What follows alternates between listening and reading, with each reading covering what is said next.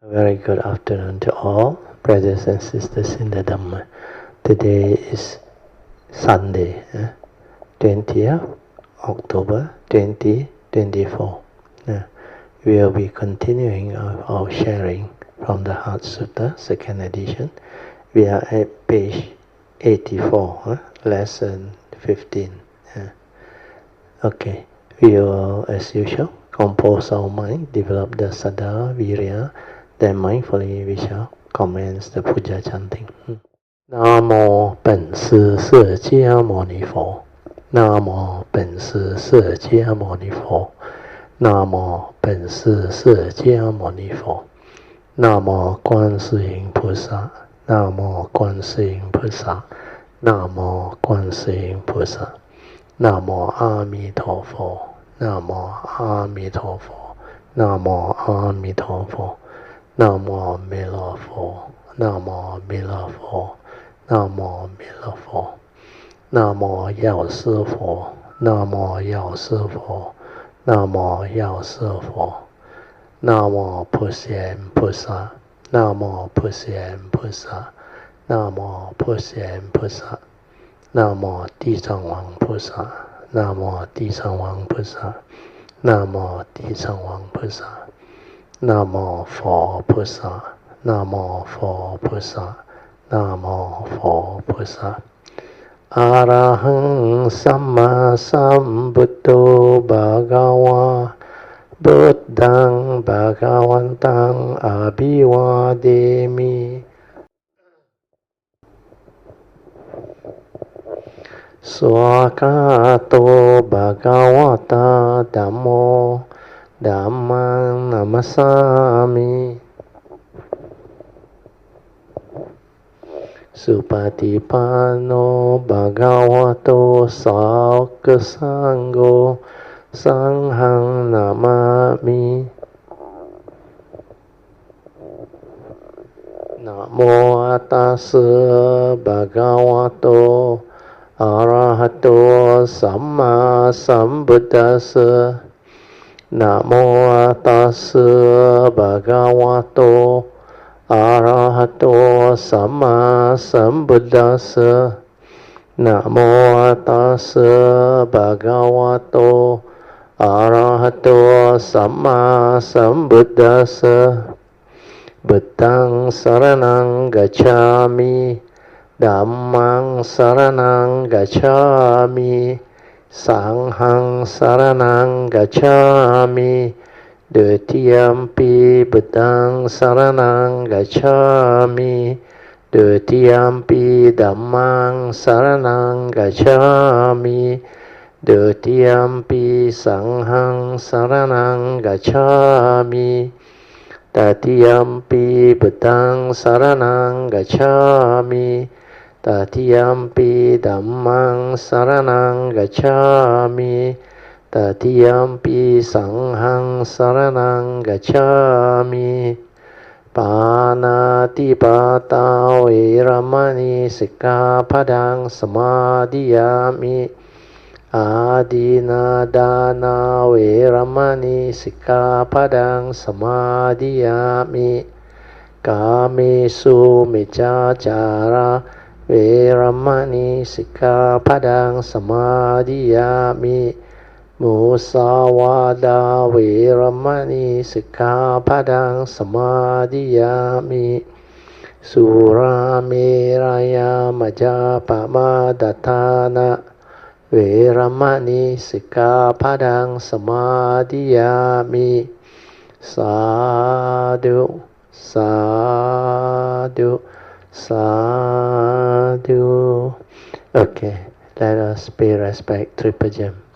Buddhaṃ pujemi. Dhammaṃ pujemi. Sanghang pujemi. Invocation to the Devas. In this universe, in the entirety, let the deities or Devas come here. Let them hear the good teachings of the King of Sages, which gives heaven and release Nibbana. This is the time to listen to the teaching. This is the time to listen to the teaching. This is the time to listen to the teaching. Samanta Chakavalesu Atra Gachantu Devata Saddhamang Munirajasa Sunantu Sakemokadang Dhamma Swanan Kalo Ayang Badanta Dhamma Swanan Kalo Ayang Badanta Dhamma Swanan Kalo Ayang Badanta Namo Tassa Bhagavato Arahato Samma Sambuddhassa Namo Tassa Bhagavato Arahato Samma Sambuddhassa Namo Tassa Bhagavato Arahato Samma Sambuddhassa Iti Peso Bhagava Arahang Samma Sambuddho Vijacharana Sampanno Sugato Lokavidu Anuttaro Purisa Dhammasarati Satta Deva Manusanang Buddho Bhagavati Swakato Bhagavata Dhammo Sanditiko Akaliko Ehipaseko Opanayiko Pachyatang Veditapo Vinohiti Supatipano Bhagavato Saukasangho Ujupatipano Bhagavato Saukasangho Nyayapatipano Bhagavato Saukasangho Sami Chipatipano Bhagavato Saukasangho Yadidang Chatari Purisa Yukani Atta Purisa Pugala Esa Bhagavato Saukasangho Ahuneyo Pahuneyo Dakeneyo Anjali Karaniyo Anuttarang Punyang Ketang Lokasati Sadhu Sadhu Sadhu. Turn to lesson 15, page 84. So this is the 15th Heart Sutra class, dated 10 June 2012, which is about 12 years ago. Okay, today's topic is a continuation from lesson 14. It's about the mind, understanding the mind, both the mundane mind and the true mind, or what we call the final aspect of consciousness. Okay, 1.1. Mind is the forerunner of all things. So this is a famous saying by the Buddha. He always begins the Dhammapada verses 1 and 2 with this starting phrase. Mind is the forerunner of all things. Mind is chief, and mind make our day. Then when mind arises, all things arise. This shows the importance of understanding this so-called mind. And this mind is termed the mundane mind, the dependent originating mind. The true mind is just perfect awareness. It's just awareness nature. before the arising of thought, before the knowing, before the stirring and reaction, before the content of consciousness through the memory goes in. So all this, we will develop the understanding through this sharing. Okay. According to Lord Buddha, he said, our mind, which is the mundane mind, is the forerunner of all things. And when mind arises, all things arise. That's why the Buddha also said, mind make a day. Hence, through our mental consciousness, we can perceive the phenomenal world of consciousness, all of the physical, mental, and nature's phenomena within life and existence. And all this arise from the definition that we have already developed. What is a phenomena? Anything perceivable by the mind is a phenomena. So through this, we come to understand why the Buddha said, mind is the forerunner of all things. Mind is chief. And when mind arises, all things arise. Because mind, the mundane mind, is capable of mental consciousness. And through mental consciousness, we can perceive the phenomenal world of consciousness. And within the phenomenal world of consciousness, there are three types of consciousness which we can divide them so that they cover all aspects of phenomena. First is the physical phenomena within all physical things, especially our physical body. Then we have the mental phenomena that manifests through perception of mind, activity and objects. Then finally, our ability to perceive nature's phenomena. So whatever that is perceived through our mundane mind, regarding the physical, mental and nature's phenomenal aspect, they cover the whole spectrum of life and existence, all of phenomena. So this understanding is very important because as a living being, in particular ours as a human being, we have a physical body with our basic 5 senses and the brain, which is our 6th sense organ. Then because we have the consciousness trapped inside, and there is the life force that gives rise to the what they call life force energy, or can make us conscious.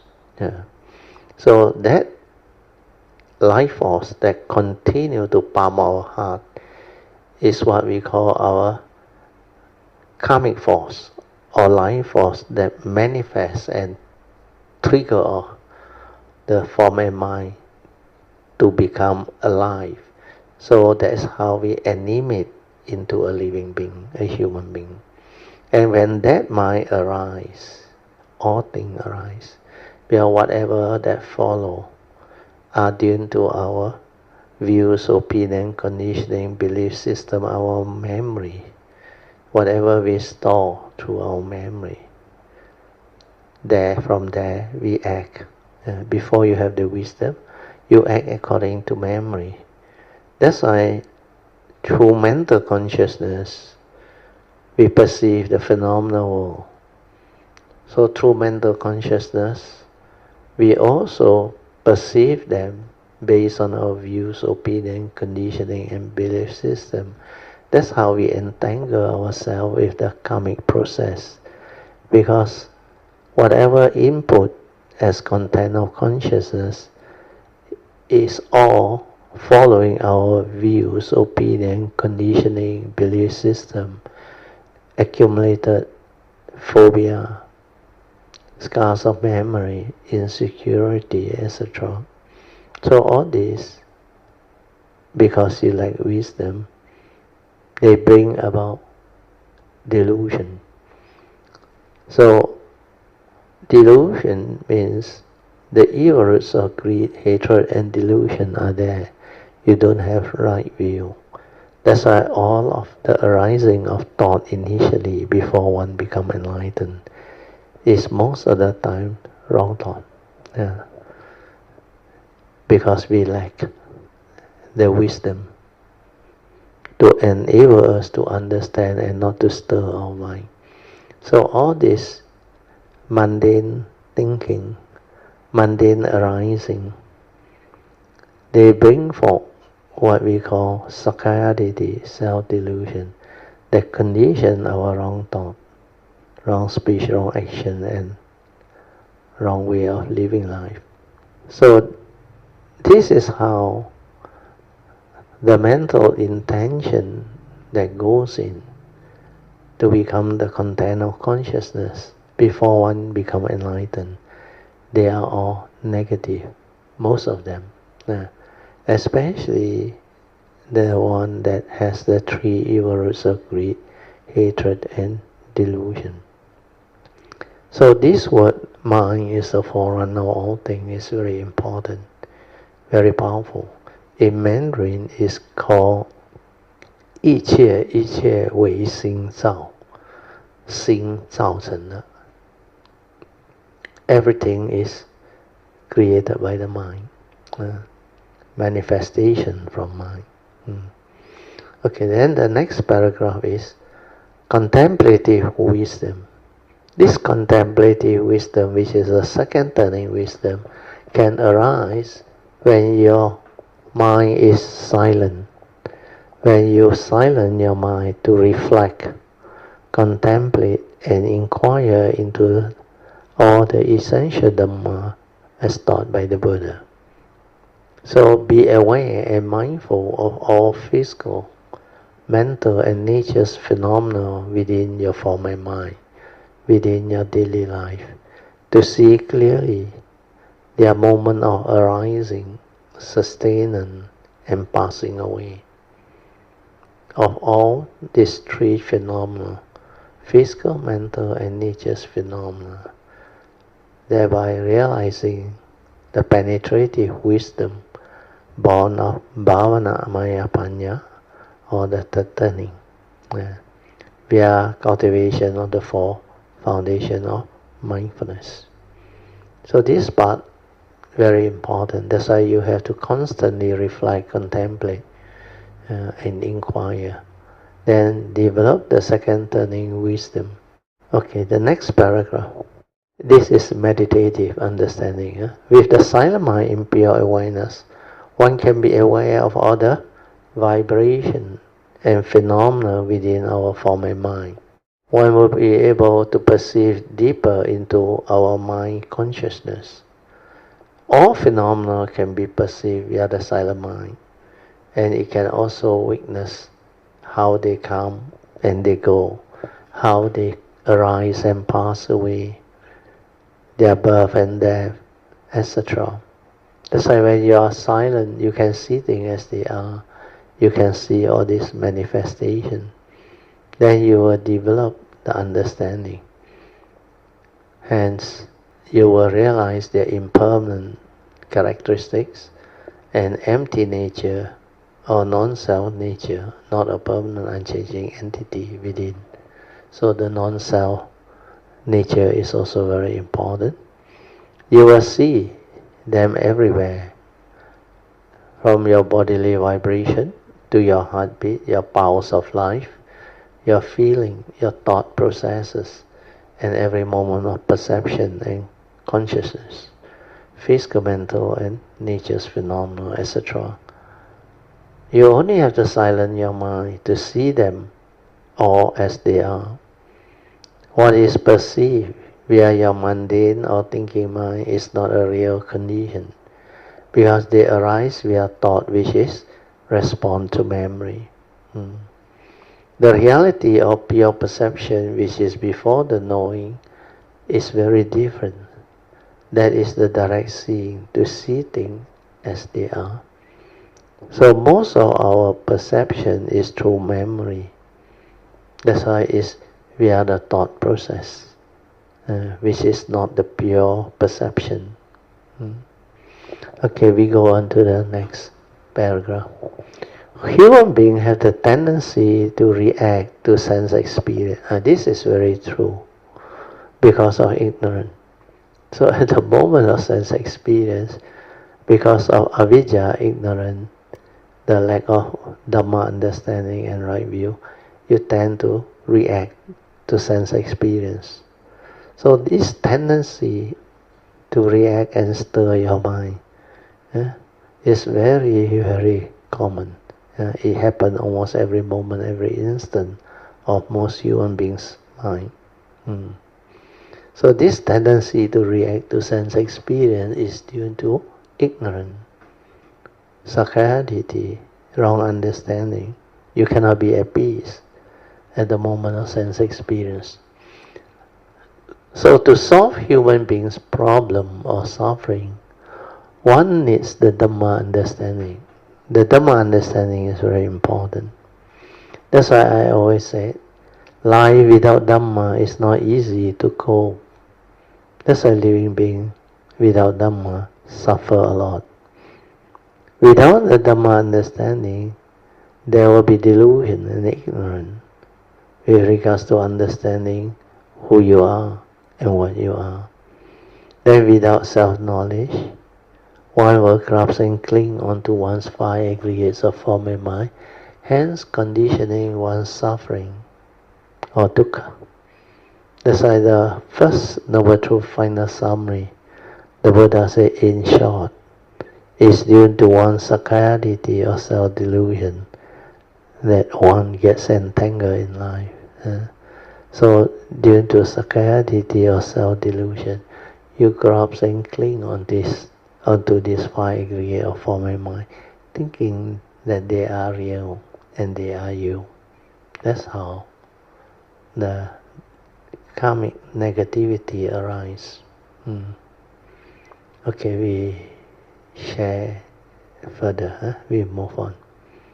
Samsara or wheel of life within existence can also take the form of man and nature must harmonize.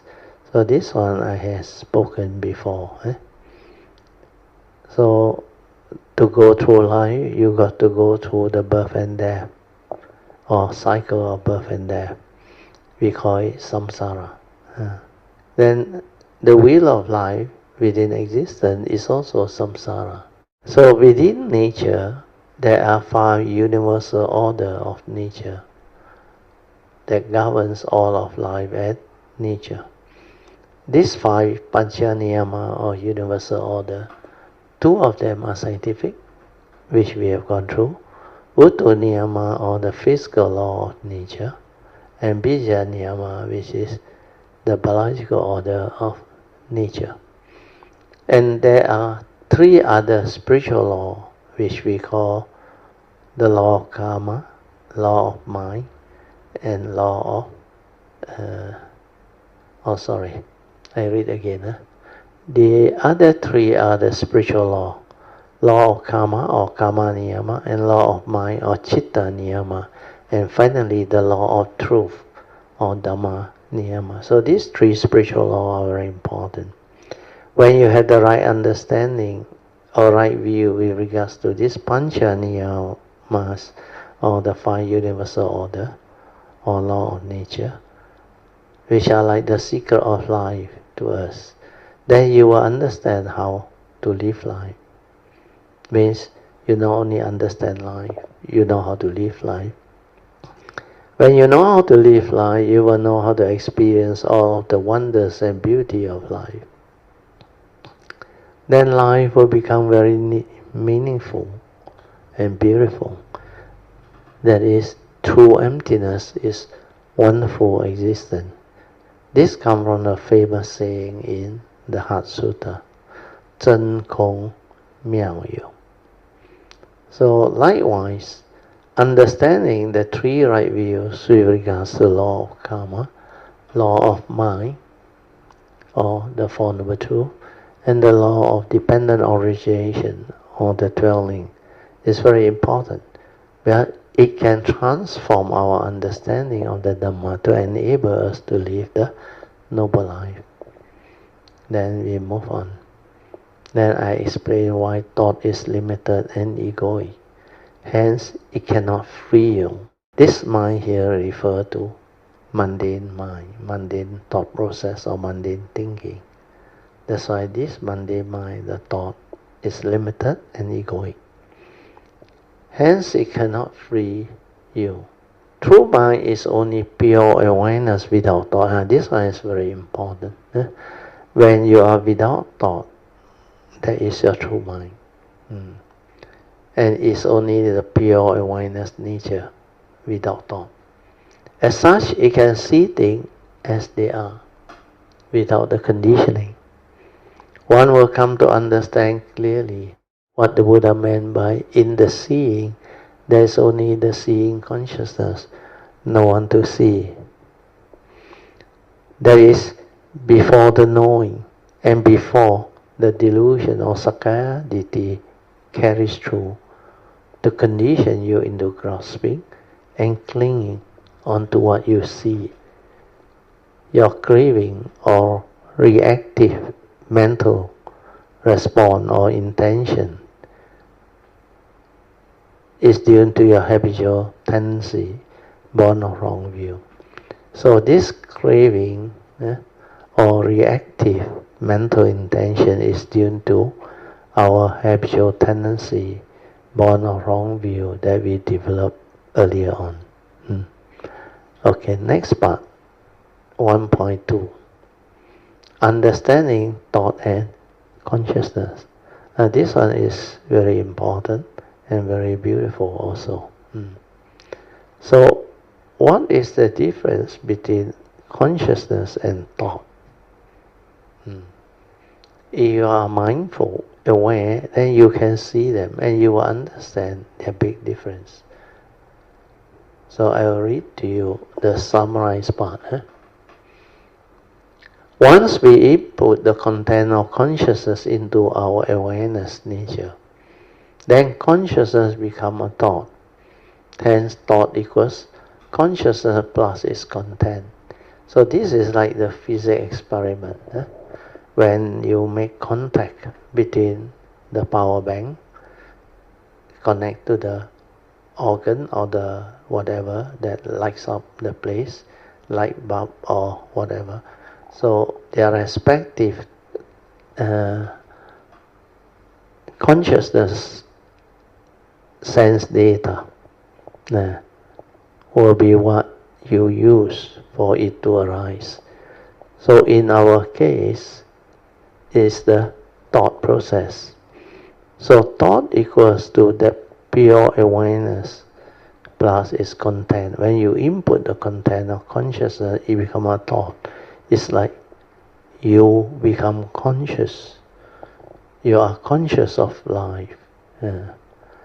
Then you have the awareness to see clearly what are the mental intention behind all of your action. Means the content of consciousness that you input into and trigger of it into a thought process, then labeling it right thought, wrong thought, or wholesome and unwholesome thought. So always remember, pure awareness without the content is not the thought yet. But once the content of consciousness goes in, the thought manifests. And this one can be trained. That's why a lot of new meditators who knows how to go into the pure awareness nature, through their inner awareness, they can see how they manifest thought. How thought can control them or condition them into negativity, the duality, etc. Okay, I will read on. Initially, before the knowing or the arising of thought, there is just this spacious awareness. So, like before, I will explain again. Because the first thing to come out from our nature is our pure awareness. And this one is no without word, without anything. Pure awareness. We just aware. Then the content of consciousness come in. So this initial knowing or the arising of thought is very different from the pure awareness. The pure awareness is just an awareness nature without thought, before the perception, before the knowing, before the arising of this mundane thought process. So initially, before the knowing or the arising of the thought, there is just this spacious awareness from our nature, pure spacious awareness. Then the moment you want to know something, you need to focus. That's why the moment you focus on something, you can input the content of consciousness based on your views, opinion, conditioning, and belief system, even your education, background, etc. So, you input the content of consciousness, then your consciousness become limited or restricted based on that thought that you create. Take for example, the seeing consciousness. Initially, like the Buddha said, in the seeing, there's only the seeing consciousness, no one to see. But the moment you are preoccupied with what you see, and without the wisdom or yoniso manasikara at the moment of sense experience, then the egoic mind, born of self-delusion or wrong view, will, with regards to the atta or self, will arise. So here I put has already arisen, causing you to grasp and cling onto what you see. Then your habitual tendency of like and dislike, or pleasant and unpleasant mind state, will arise to condition your mental hindrance of mind to arise. As form is the product of thought. Hence, thought cannot see form. But form, I read again. As form is a product of thought. Hence, thought can see form. But form cannot see thought. Your thought has got higher intelligence than form. So, form is a product of thought, must be understood. Why is form a product of thought?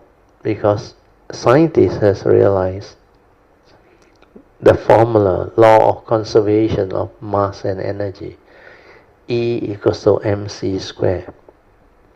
When you have a mass, you multiply by the speed of light square. That is the energy that it will release. So this E equals to mc squared means the energy that is released dependent on the mass and the speed of light. That's why our thought process, everything, the intense energy from the Big Bang, everything, they can give rise to form. That's why form is a product of thought. Hence, thought can see form. That's why our senses can perceive the external phenomenal world of form. Then, likewise, since our thought is a product of our awareness, from our pure awareness nature, we input the content of consciousness, then it triggers off the thought. So our so-called thought is a product of awareness. Hence, awareness can see or become aware of thought. But thought cannot see awareness. Your awareness has got higher intelligence than thought, which is limited and egoic. So this one you must have the silent mind to develop the direct seeing, the understanding. Otherwise you cannot understand. That's why our awareness, when we are silent, We can be aware of the thought process, the content of consciousness, everything, and all the movement. But thought, which is the product of awareness, cannot see awareness because it's lower intelligence. So this is how, through the silent mind, the pure awareness-based meditation, you can insight into phenomena and awaken to realize the truth. Then you can also see things as they are. And you can also silence all your mind to insight into phenomena to realize the three universal characteristics of anicca, dukkha, and anatta. Okay, then we go to the next section, section 1.3. Important inquiries for developing the meditative wisdom. So, when we are mindful, we should inquire and develop the understanding. Are the feeling, perception, sankhara or mental formation or mental states and consciousness that arise in you really what you are? Yeah. So a lot of people cannot understand. That's why when you ask, are the aggregates of mind like feeling, activity of mind, perception, then mind states, mental intention, etc. Even the consciousness that arise in you, are they really you? Are they what you are? Then the second part of the inquiry is, if feeling and perception, etc. means the five aggregates that arise and pass away are you, then when they arise and pass away, how come you did not die? So that is a great awakening. If that is the case, means they are not you. If they are not you, then why did they arise in you? That is the third inquiry. So who are you? And what are you? If these five aggregates of form and mind are not you, then why did they arise in you? That's why this inquiry will allow you to develop the wisdom to awaken. So this one I have gone through before, but for new people, it's good for you to go through. Otherwise, you cannot develop the understanding. So this five aggregate of form and mind, our physical body, there is a first aggregate, the first aspect of the five aggregate, the physical form. Then there is the second aspect of the five aggregate, where the mental form enters the mind through the perception aggregates. So the four mind aggregates of feeling, perception, sankhara, and consciousness also have a mental form, external form, which enters the mind through what we call the aggregates of perception or sanya. That makes it into a five aggregate too. So the moment you perceive, then that mind cognize, recognize. So when cognition brings the external form into the mind, that becomes content of consciousness. And through your views, opinion, conditioning, belief system, you develop the moral causation of like and dislike, pleasant and unpleasant sense experience. Then your content of consciousness will have the moral causation inside there. That's how it triggers the moral causation to enable karmic activity to arise. That's why every arising of mind constitutes karmic activity or reaction. So we need to silence our mind to see clearly and develop the clear understanding. If they arise and pass away in me, how can they be me? Like feeling. When feeling arise and pass away, like pleasant feeling or unpleasant feeling or neutral feeling, when it transforms and become other type of feeling, you didn't die. So how can feeling be you? If feeling is not you, then why does it arise in you? Through your silent mind in pure awareness, you will come to understand that they are all dependent originating entity, condition arising, causal phenomena. There is nobody behind. It's not a permanent, unchanging entity. Feeling, perception, sankhara, vijnana, they are all dependent originating, condition arising, causal phenomena. That's why all these aggregate, they come and go, they arise and pass away through following nature's law, a nature's process, following especially the law of mind, dwelling of paticca samuppada, from that avijja pacha sankhara, a condition, sankhara pacha vijnanam, vijnanam pacha namarup. So all this I have shared with you all before. Then you start to see a different reality. Then you realize that all these five aggregates of form and mind is not a permanent unchanging entity. Therefore it cannot be you. You cannot cling on to it and say, this is me, this is I. Therefore all this can be mine. So when you are not deluded by it, you will not suffer. Because it is through Sakayaditi that condition wants to grasp and cling on to the five aggregate of form and mind, thinking that they are real. They are a part of you. Means it's a permanent, unchanging entity that you can cling on to, hold on to, and grasp onto and say, this is me, this is I. Therefore all this can be mine. So what happens is, when you attach and cling, you get yourself entangled, like feeling. You think you exist. You think you are a permanent, unchanging entity that can own things, have things, possess things.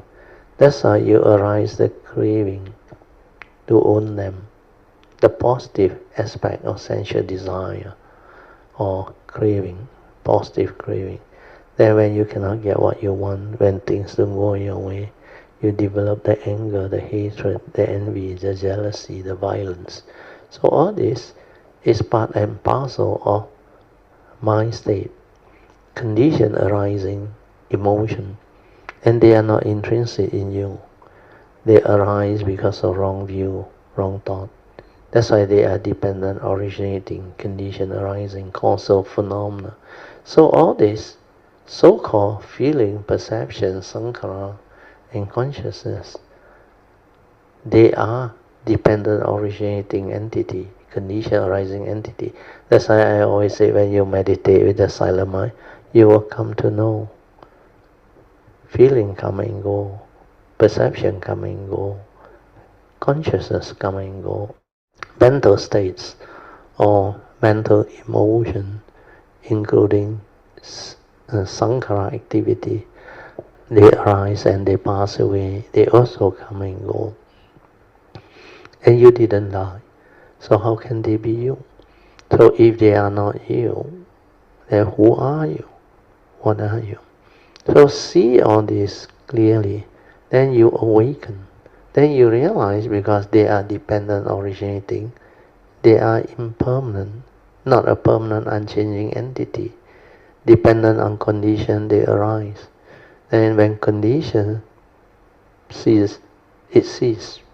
Then when condition continue to exist, it continue to sustain itself and manifest accordingly. That's why they are dependent originating, condition arising entity, causal phenomena, not a permanent unchanging entity, following nature's law. So when you see the impermanent characteristic, then you will see also the second universal characteristics of existence, which is suffering. If you want things your way, you attach and cling, which is not following nature's movement or condition, then you suffer. Because the pancha niyamas that governs all of life and existence are the governing rules or law within nature. And you want things your way which is not in accordance with this nature's laws condition, then you will suffer. Because the reality follows the pancha niyama. It doesn't follow what you want. So if you cannot understand this, you will grasp and cling and want things your way, which is not nature's way or following nature's condition. That's how you get yourself entangled, suffering comes to be. Then because it's impermanent, it's not a permanent, unchanging entity. That's why you cannot grasp onto it, cling onto it, and say, this is me, this is I. Therefore, all this can be mine. That's how you awaken to the non-self characteristic. It's not a permanent, unchanging entity that you can cling onto, hold onto, and say, this is me, this is I. No such thing. Yeah. Because even your own form and mind, the so-called human being, is dependent, originating, condition arising, causal phenomena, not a permanent, unchanging entity. So how can it own thing? Because it itself is subject to change. It is evolving, dependent, originating, condition arising. It will come to cease, finally, when conditions cease to be. So when your breath stops, you also cannot own anything. And when conditions cease to be, it also dissolves and ceases by itself. So that thing or the phenomena that you want to own, possess, you cannot. Where they are also, like your physical body and mind, dependent, originating, condition arising, causal phenomena, not a permanent, unchanging entity. So these three universal characteristics, you will see them and you will awaken to them. Then you will not be deceived or deluded by the five aggregate of form and mind.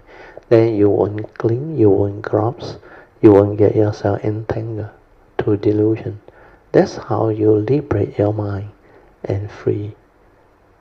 So this 1.3 important inquiry for developing the meditative wisdom to insight into phenomena, to awaken to the three universal characteristics of anicca, dukkha, and anatta is very important.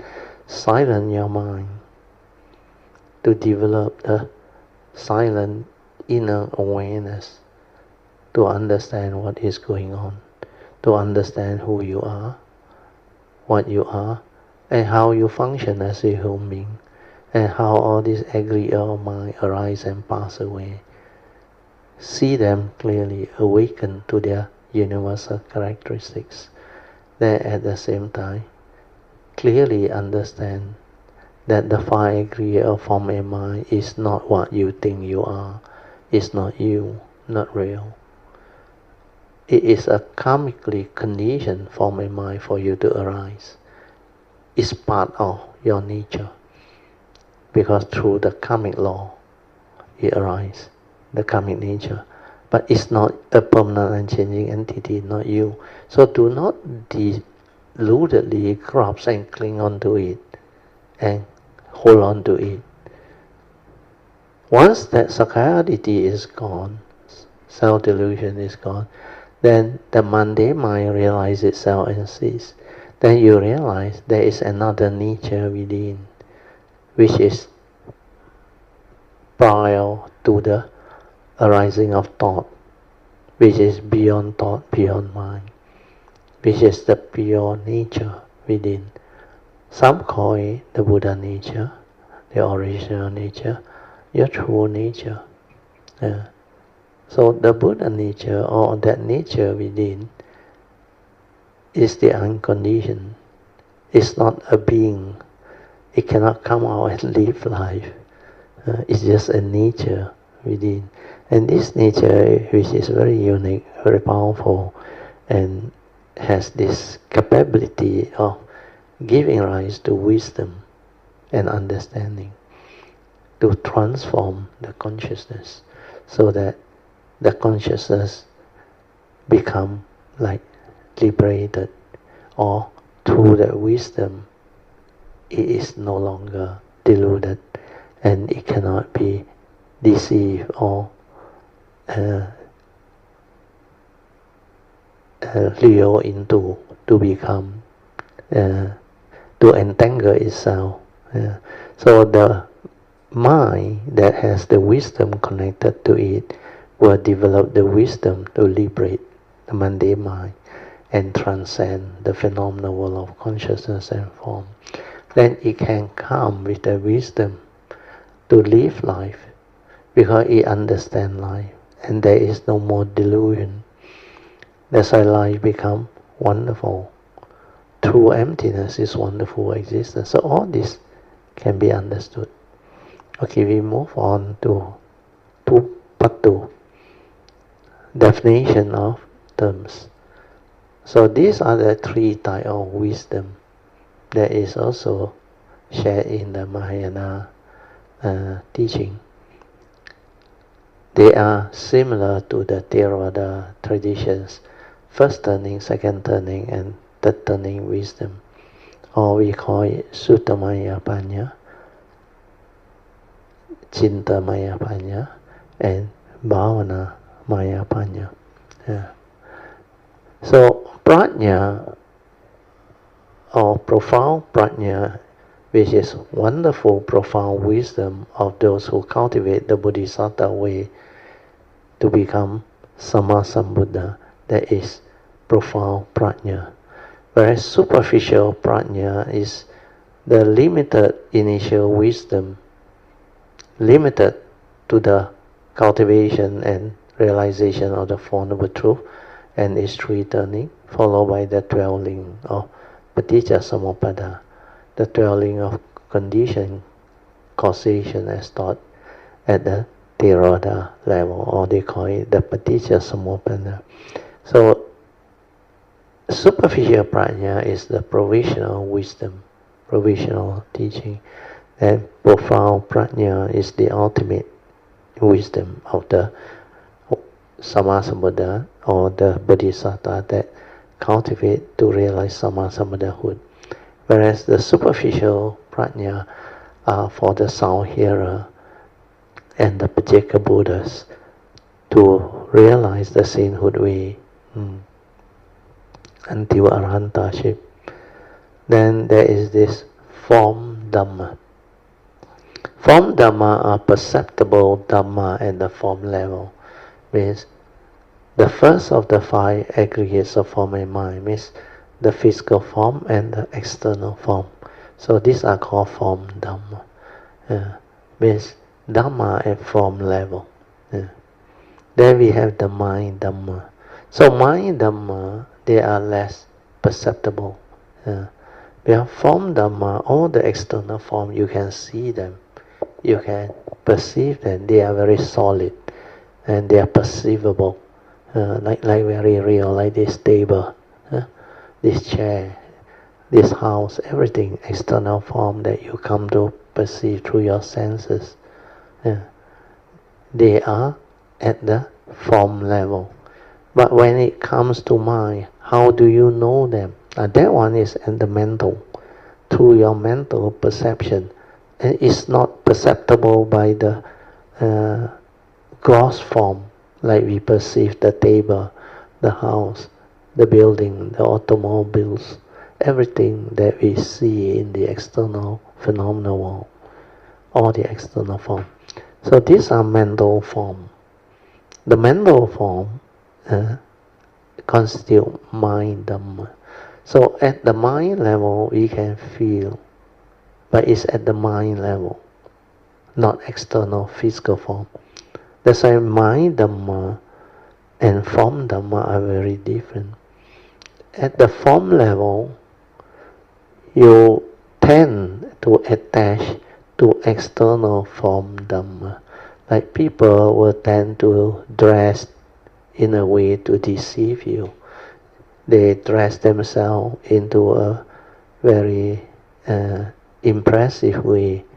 Then they say, this is the impression of a wealthy person or a religious person. Then sometimes they cling on to form Dhamma. They say they are very strict because they are religious. They follow the precepts. They follow very detailed precepts or commandment or whatever. Then sometimes they even say they don't kill and they also don't cause to kill. Means they are vegetarian. They are more compassionate. Also. So when you hold on to all these form Dhamma, you are quite limited in the sense that you didn't cultivate the mind Dhamma. Well, the more important one is the mind Dhamma. The three evil roots of greed, hatred, and delusion are at the mind level. When your content of consciousness has the evil roots of greed, hatred, and delusion, you cannot see. Means your greed are still very strong. Your anger, your aversion, your delusion, they are still very gross and very strong. Then you talk about being compassion, no meaning. That's why without mindfulness, you cannot see mind Dhamma. Then when you cannot see mind Dhamma, you cannot see the unreality of mind. Then you cannot see beyond mind. That's why you are trapped at the mundane form Dhamma. So form Dhamma also you cannot see. That's why there is no way you can see beyond form, beyond mind. So form Dhamma, you must see clearly how they arise through your senses, through your perception. Then how you come to know the form. Then you realize that all these external forms, they arise through nature's law. They are dependent, originating, condition, arising, causal phenomenon. Then you start to see the unreality of form. They are not what you think, not a permanent and changing entity. They are all dependent, originating, condition, arising, causal phenomena. And once causes and conditions cease to be, they cease to be. So externally already dependent, originating, condition, arising, not so real, not what you think. Then how do you know it's a table or a chair or a car or a form? You know it through mental perception. That one is even more unreal. It's just an image within your brain through your perception. So externally already not so real. Then you perceive it through your mental. Why do you grasp onto it, cling onto it, give it meaning, and allow it to have such power over you, to cause you so much suffering, misery, and become so reactive over it? That is delusion. That's why you really understand. Then you realize the mundane mind is basically thought. And what is thought? Thought is just memory and concept and words. Memory, concept and words, they are not real. They are just dependent, originating entity. Mind make are they exhibiting the universal characteristics of anicca, dukkha, and anatta. No reality. Ultimately, empty nature of existence. They come and they go. They arise and they pass away. No reality. That he no you, he no me, where there is no permanent and changing entity. Then you start to see the non-self nature, the empty nature. Then you start to see the no mark nature, no mark of a self existing or cultivating, no mark of others existing and cultivating, and no marks of the phenomenal world of consciousness and form.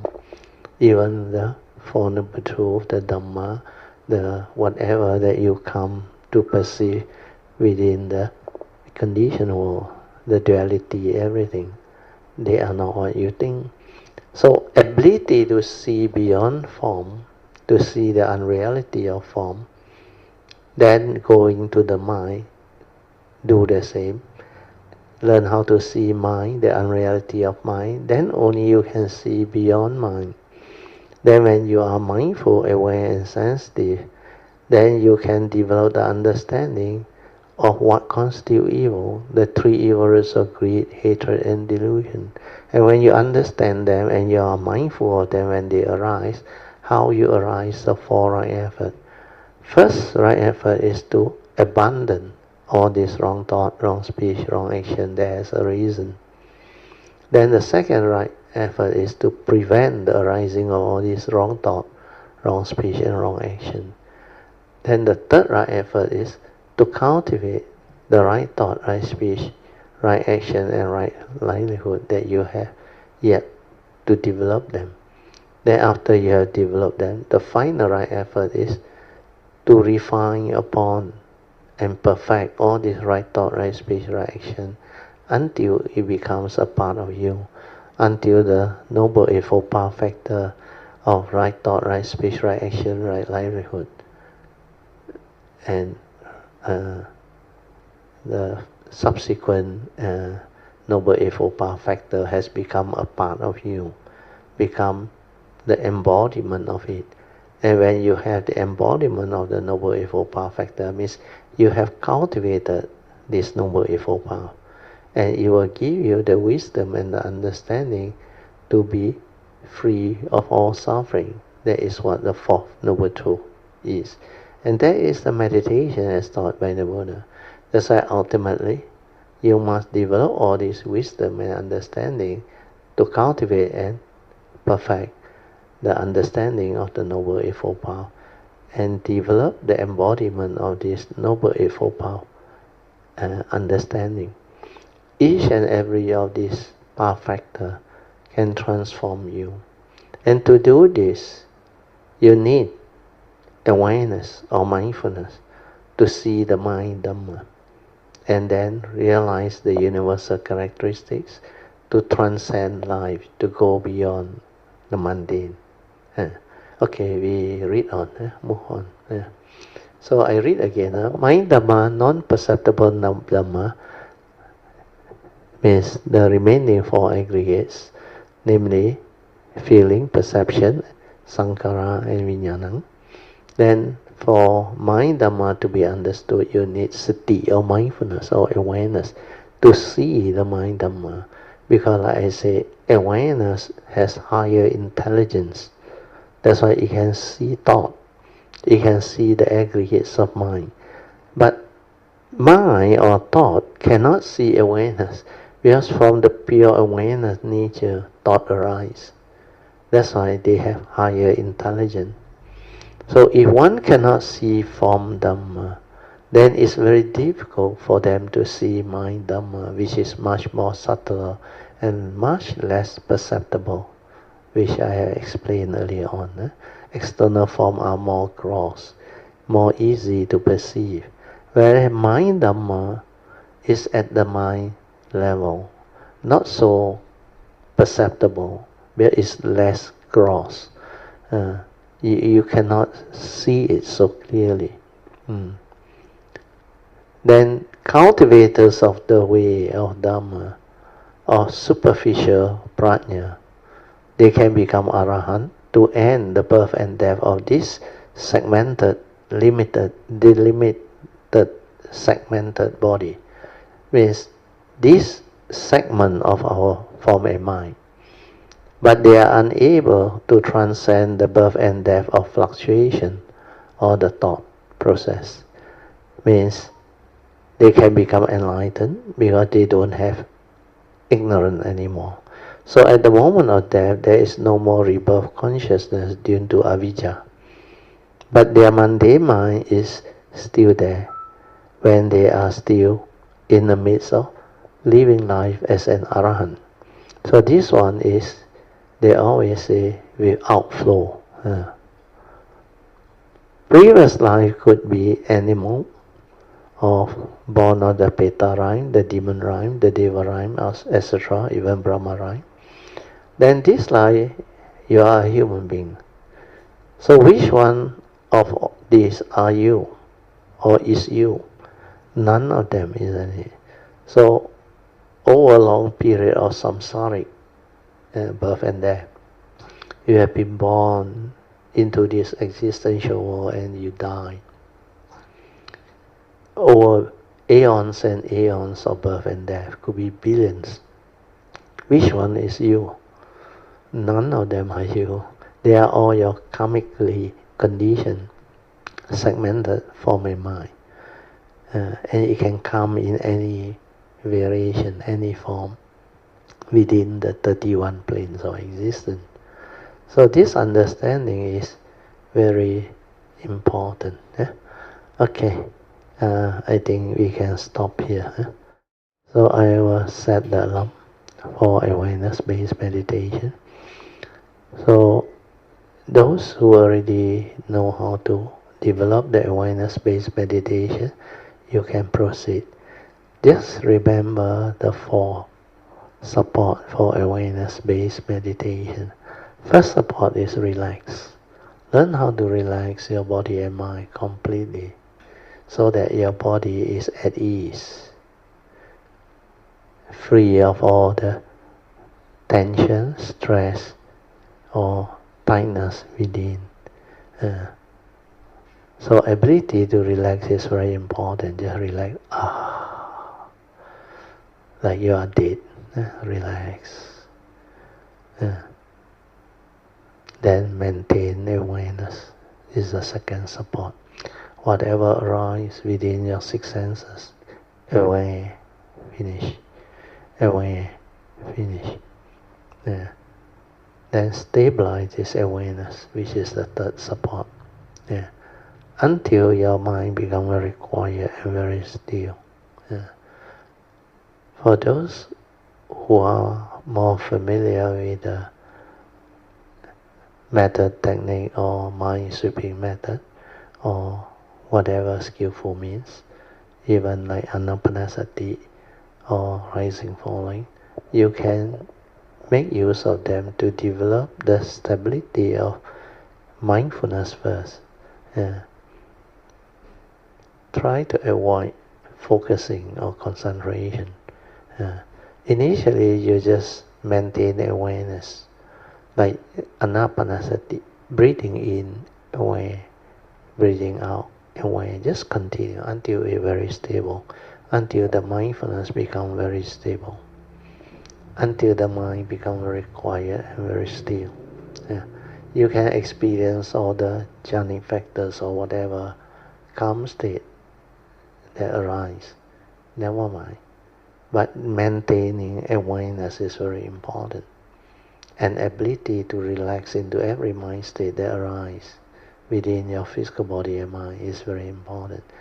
So continue to silence your mind. Then within the silence, find out who are you, what are you, and how you function as a human being. Then when you are able to develop the internal transformation to become very quiet, very still, and you are just aware and mindful, then you can inquire without thought, who are you? Then from there, you will progress. You will develop your own understanding. That all the Dhamma, the teaching, they will arise for you to understand. What you need is just the silent mind, the sati, the meditative mind, to develop this understanding so that thought ceases. And when thought becomes less and less, develop through wisdom and understanding.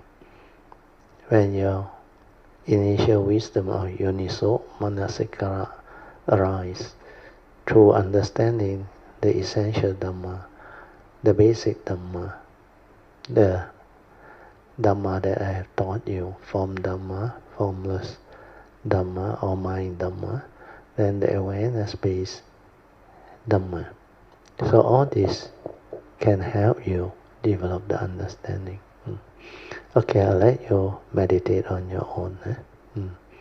Then after the 45 minutes, upon hearing the bell, you can slowly, mindfully come out of the meditation.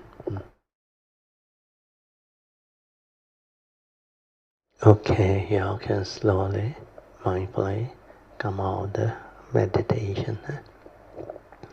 Try to maintain whatever inner peace, inner calmness, and inner awareness that you have developed for as long as you can.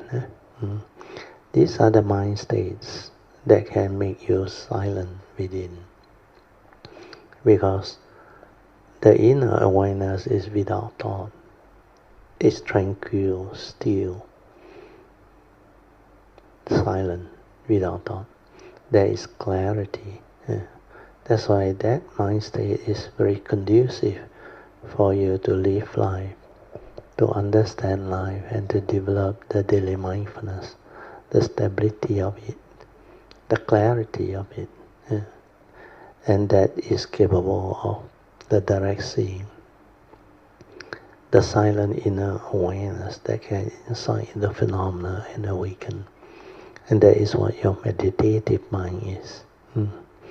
Okay, now we'll continue your second session, which is meditation reporting, followed by whatever question that you may have. Your question can cover any part regarding what we call the meditation or the Dhamma, or what we have discussed today, the topic on mind, consciousness, understanding the thought and consciousness. So all these are very important. Just now, okay, we cover mind Dhamma, form Dhamma, and we also cover the importance of inquiries, their understanding thought and consciousness. This one is also very important. Okay, now we open up. Good afternoon, Brother Teo, Mrs. Teo, and all Kalamitals. Yes. How would I say? Brother Teo, yes. Yesterday night I go and seek TCM treatment for my wound. Yes. It is not the TCM doctor, but it's a temple by the Zai Gong. Okay. So they prescribe. I feel I went there many times as a follow-up because of my arms about a year ago. So it's actually healed, and and then I know how they operate. They actually operate by someone is using a white sticker, 3 sticker, to write the 药中药的名。Yeah. They are using this way. So yesterday, surprisingly, when I prescribed to them when I tell them what had happened to my wound, that is already recover, the flesh also grow up already, then I can see the old issues like extending on one side of the wound. So surprisingly, they asked me go to the center altar there to 上香. Oh, very good. Sadhu. So the 上香 is not the 3 chopstick, but it's a powder form. So I put already, they take the water from there back to the table where they write on the sand, a thin layer of sand, using the white stick to write whatever. But before that, they asked me some question, very logic question, like whether the nerve was damaged. So I told them the doctor before operation already asked me to sign a letter saying that certain nerve will be damaged because they dig the flesh out. Yes. So then later on, they continue to, after I pray and 上香, they come back and they continue to ask me. What they asked me is really shocking me because they asked me to do repentance. Wow, sadhu. That one is very important, Then they say, 初一十五 ask me to do 大礼拜 and chant 大悲咒. Sadhu. Very good. Inside my heart I was thinking, oh my God, luckily I know how to perform all this. Yeah. Otherwise, if I'm not a Buddhist, I really don't know anything. Already, Yes. So they asked me to do Ta Pei Zhou in Sanskrit, they asked me to chant, but they didn't say how many times. So I was thinking, this is telling me I'm paying my debts. Yeah. That means my wound is related to karmic Yes, debts. definitely. But you also have your good karma to have all these conditions to get that specialist to operate on you and recover. And the retreat also help you, meant to be. So, and Brother, it makes, then I asked them one question. I say, I have learning Buddhism for 10 years. I don't see much, my first question I say, on and off I do repentance, but I say, why 什么我忏不到位? Means, I say, 为什么我忏我的 repentance 忏悔忏不到位? Means, it's not effective like that. So, instead of, they ask me, go and chant Ta Pei Zhou. They ask me, normally what do you chant? I say, I prefer to chant Sing Ching. So they asked me, you chant Ta Pei Zhou. Ta Pei Zhou, actually, there's one time Padmasuri enrolled me into the Taiwan Lingqiu San. So I did. The other one. Lingqiu San. Lingqiu San. The one they say we wanted to go. So over the Lingqiu San group, I did chant maybe for 21 days or whatever. Then I stopped. So now seems like they say so. And then I remember Miss Lee. I always miss Miss Lee. All the while, always sometimes I check with Man Yuen, where is Miss Lee? So Chui Su, because Miss Lee used to have a ceremony there. Yeah, temple there. So now probably I have to find some temple near my place, whether they have some ceremony on Chui Su lah. Okay. And Brother, that also when they ask me to do these things, that make me remember I did a few times talk to Buddha and say, if I am not diligent, I say knock my head until I 醒起来. Yeah. I did say things like that. And I say, provided it is not a major health issue. Yeah. I negotiate. So that day, I come to think, they are giving me hint. Because it's not a major health issue of this wound, but it's really disturbing me. Yeah, affecting you. It's already 5 months from the beginning until now. Because I have the worry I will go through the second operation if the thing continue. They are going to think again. So I thinking, so to me, I think 不需要初一十五，平常都可以做。Yeah, you can do anytime. So today morning when I do my 甩手 I can feel my mind is a bit cool. My mind is better a bit peace when I do the 甩手. So just now I meditate for a while. Also, I can feel I am more peaceful. Then I don't want to meditate. I want to come out. So when I come out, I make a 3 bound. During the bound itself, I know I'm in a state of bowing. So I continue. I continue. So I continue probably 20 minutes or so. And it's like less effortless. It's less effortless. Less. The body and the mind as one. You are maintaining the awareness within. Yeah. I also know during the bowing, my mind can be active also. It can be. But I trying to be like bowing. So it's very effortless. So I know when it's effortless, it's like you are already doing it correctly. With your kaya more on your kaya. Body and mind as one. Yeah. So I did also a few months ago ask Asong. I said, especially it's stronger in the Wu Tai San. I say even in Malaysia, sometimes I can hear my ears. I can hear background got like 1,000 and million of insect is calling. So I say, Asong, what is this? Asong say he also got lah. So in Wu Tai San, it become very loud. The sound in the background of the ears. So just now when I do the same thing, I can hear car is driving in front of the house, but yet I can hear the background sounds like million of insects. Yes, your awareness has actually developed more refined and getting to be more stable. Then you can hear all this, you can perceive all this. So I should be thankful and see how diligent I can be. It's high time high time to come back to all this type of. Definitely, it's about time that you become more devoted, more serious about all these things. Then you will recover. Yeah. Then you will have a lot of joy. Where you have the parami, and now the condition for you to develop better affinity with Kuan Yin through chanting that Ta Bei Zhou. The Ta Bei Zhou is very unique because Xing Jing is for wisdom, understand? Ta Bei Zhou is a great compassionate mantra. Is invoking all the four how the what they call the Kuan Yin manifestation, the 84 Kuan Yin manifestation when she was around to develop the great compassion that time. All these 84 names, they compile it into a great compassionate mantra.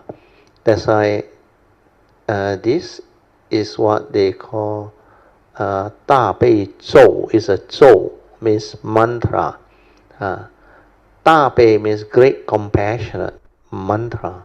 And this mantra has great healing power because it has great compassion. It can bring forth the compassion to help living beings. So this one is very important. The other one is you have affinity Yao Si for like Alicia they all, then you can chant the Yao Si for Zhou, Yao Si Zhou. That one also very, very powerful. And there are many cultivators recently that have affinity Yao Si for, and they actually benefited, and they got a lot of this ceremony. So recently that Yao Si for that group of cultivator, I saw in the internet also, I think gaining popularity, and many people receive a lot of help and benefits from those cultivation. And a lot of them, they have faith and they develop the chanting and they recover. And the Yao Si for not only for recovery from sickness and disease, which is very special and very, they call it efficacy, it also can develop wisdom, because they are Buddha with that parami and nature. So for you, this Da Bei Zhou, or what they call the Great Compassion Mantra of Kuan Yin, can really help. TCM also they do this, sadhu. Means the one that attend to you also know how to apply repentance for healing and all those things. I think he must be a Dhamma practitioner, otherwise he won't be able to advise you to do all this. Brother Teo, actually, after visiting the temple, I think 4 or 5 times, yesterday only I discovered, because I saw in my prescription there's a word called Bai Yun, like white cloud. So I asked, what is this? They say the one, the deity that come over tonight is Bai Yun. So they some more told me sometimes is because I told them I thought this Zai Gong should be always Zai Gong. They say not necessary. Not necessary, yeah. They say sometimes halfway the deity will go away and another can't come. And they told me got Guan Yin, got Zai Gong, and yesterday the one they see one I also don't know Bai Yun they put there. So they told me things like that. And you know, Brother Teo, maybe just a month ago I did ask PG. I say dependent how you can do like really 做到位PG told me because 我不是没有做过，就是做了没有效，就好像 parroting 这样。So I asked her, she said, if I'm not mistaken, she said something like until now already to this stage already because of her cough. She said then only will sincerely become do. Very determined. Very sincerely, she said. Sincerely, so I also know dependent have to do from the bottom of your heart. Otherwise, there's no point. You need to really be very, very sincere and have faith then you really adhitana, and you vow not to repeat all the, then you sincerely commit yourself to the repentance. Then the affinity or that so-called sincerity will cause things to happen. And also because of your affinity with some of these great beings. So nature has a way to bring it to fruition. That's why you're supposed to consult somebody else, but go there that night. That lady Pai Yun came and then asked you to do that, which is so different from the normal TCM treatment and all those things. That's why it's meant to be. Yeah, brother. Yeah. After visit a few times, this is the first time that when they asked me to do all this, I was thinking over there. I said, "Oh my God! Luckily, I know how to do all this. Otherwise, I also You will may be not blur benefit. blur." Then I on the spot, I also thinking 我曾经跟佛陀讲过，不醒就敲到我醒，and I put that one never very be a important. major cannot be a You need should not major knock. why. I say should Major not knock. through major health issue. 对 I say can knock me, but not that way. So I 啊 come to this. I was thinking, 是时候啊。，yeah 啦，该是时候转变了是时候because when I told them years ago, I think I tell 2 times, 3 times, never to major health issue. I said, so I was thinking, and this time also I become very quiet to gai hao, They also, yesterday also they asked me to gai hao. Yeah. Which I also doing it very strictly. Do you realize one thing? Last time Anandagiri, you can't go is because you also got injury also at the leg there. You remember? Yes. The tightness and all things. So yours is related to the leg. Means past life karmic, you must have caused severe injury or suffering to people at the leg there. I don't know what that thing is, but it has very severe karmic effect on you. So every time you come, you have to pay back this type of thing. Then brother, same leg. Same leg. Yeah, same leg. Unless you ask for repentance, same leg. Seriously, it will not go on. You remember last time Chui? He kena snatch thief, many times, Same thing haunt them, And a lot of people, there is one kaya, he every time kena panic attack one. In fact, two, he kena panic attack all those things, Then, because these are the karmic that come back. Then those kena scam one, also same one. Past life they scam people and all those things. So these are the things that will repeat itself with the pattern. That's why you and my daughter know. She now very careful. She tried to avoid the condition. Because she saw, he fell and the leg also kena last time. Dropped into a drain, I don't know what, I forgot already. JB there. So you can see one. Then I told you last time I pay back on the coconut leaf, the dry leaf when I was very young. You have to one. But that one, straight away, I knew it is something I have to go through. Then when I actually developed the understanding after 89, I remember I have all this vow. Then I continue with my what they call adhitan, to ask for forgiveness and all those things. That's why I know how to use it. I know how to apply it. Then I know how to teach you all and share with you all how to use it to develop the cultivation.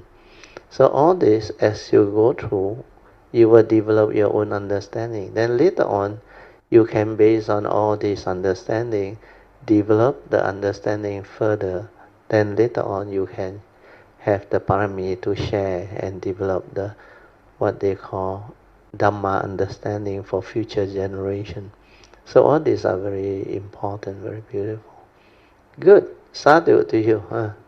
So determined, and really this time, clear it. clear. Since I already talked to the Buddha saying that, not me, but not and this time is like this case, if 我再布什么，等一下我会更高辣的， 我就更糟糕。因为你前世因的 coming 就很 severe. You not only against the triple jam, you commit a lot of order, but that one I think mostly clearly. Now is your leg one, which in the past many times you must have caused such injury and all those things. Brother, that day, yesterday only I read you say karmic debts, the Chetana got few type.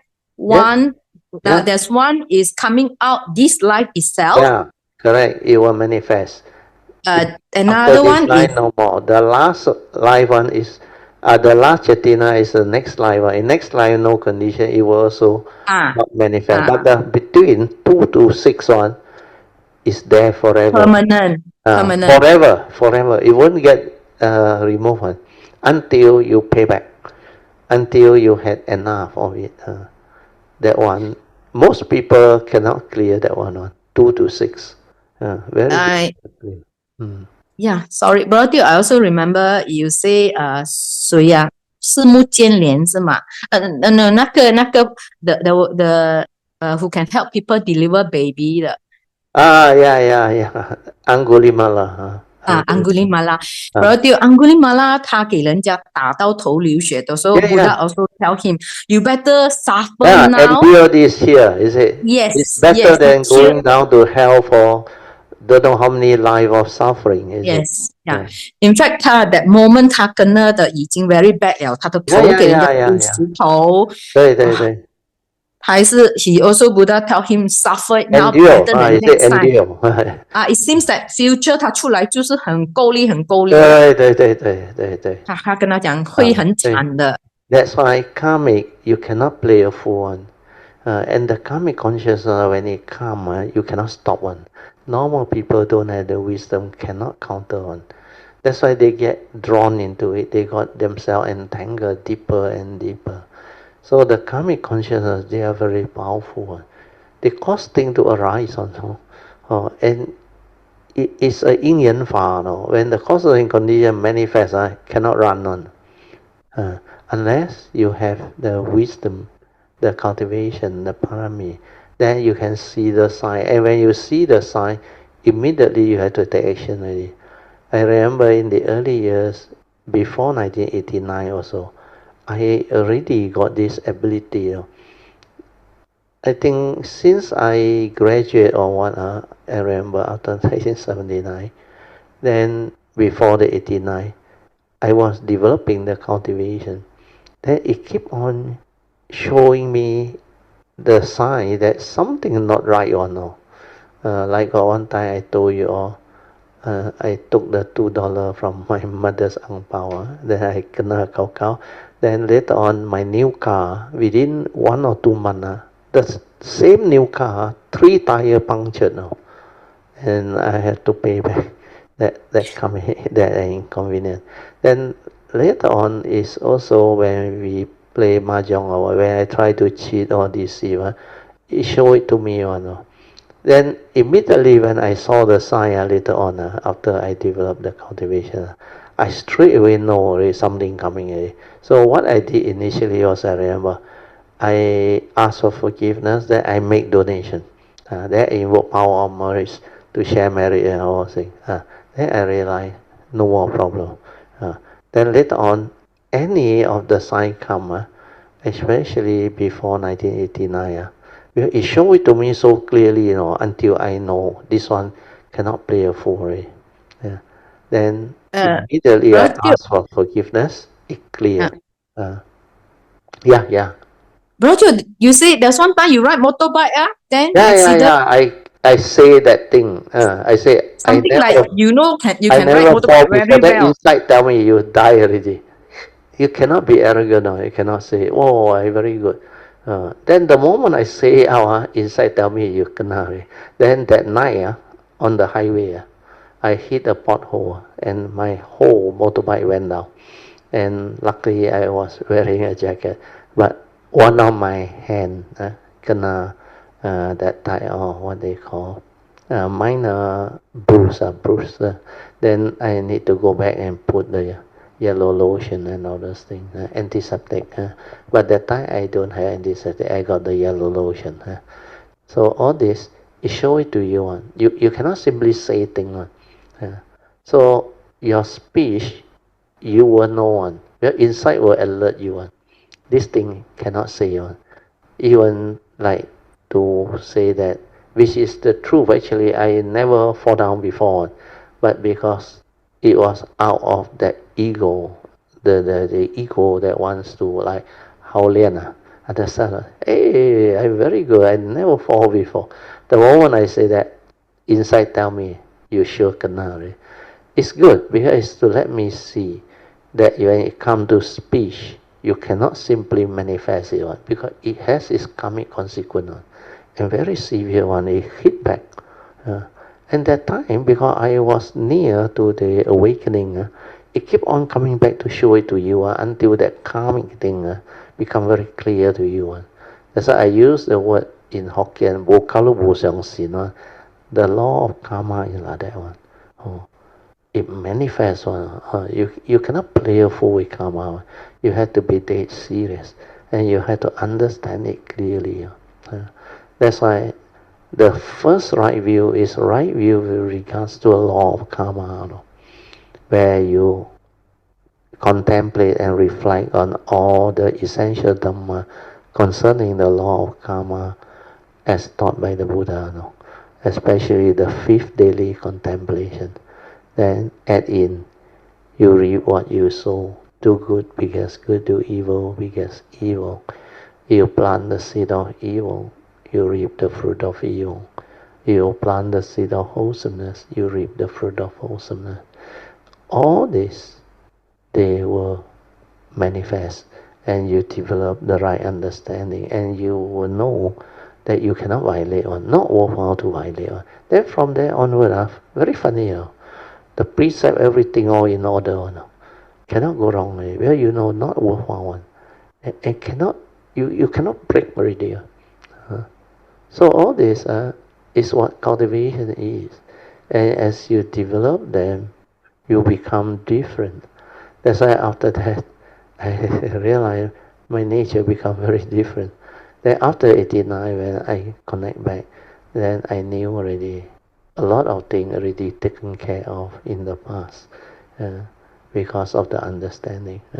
But for new people, new cultivator on the way, this right view with regards to law of karma and asking for forgiveness and repentance is a big field of cultivation where you have to continue to do, because over the aeons and aeons of birth and death, a lot of living beings who has not developed the higher cultivation, they would have committed a lot of karmic negativity, and some of it are very severe karmic.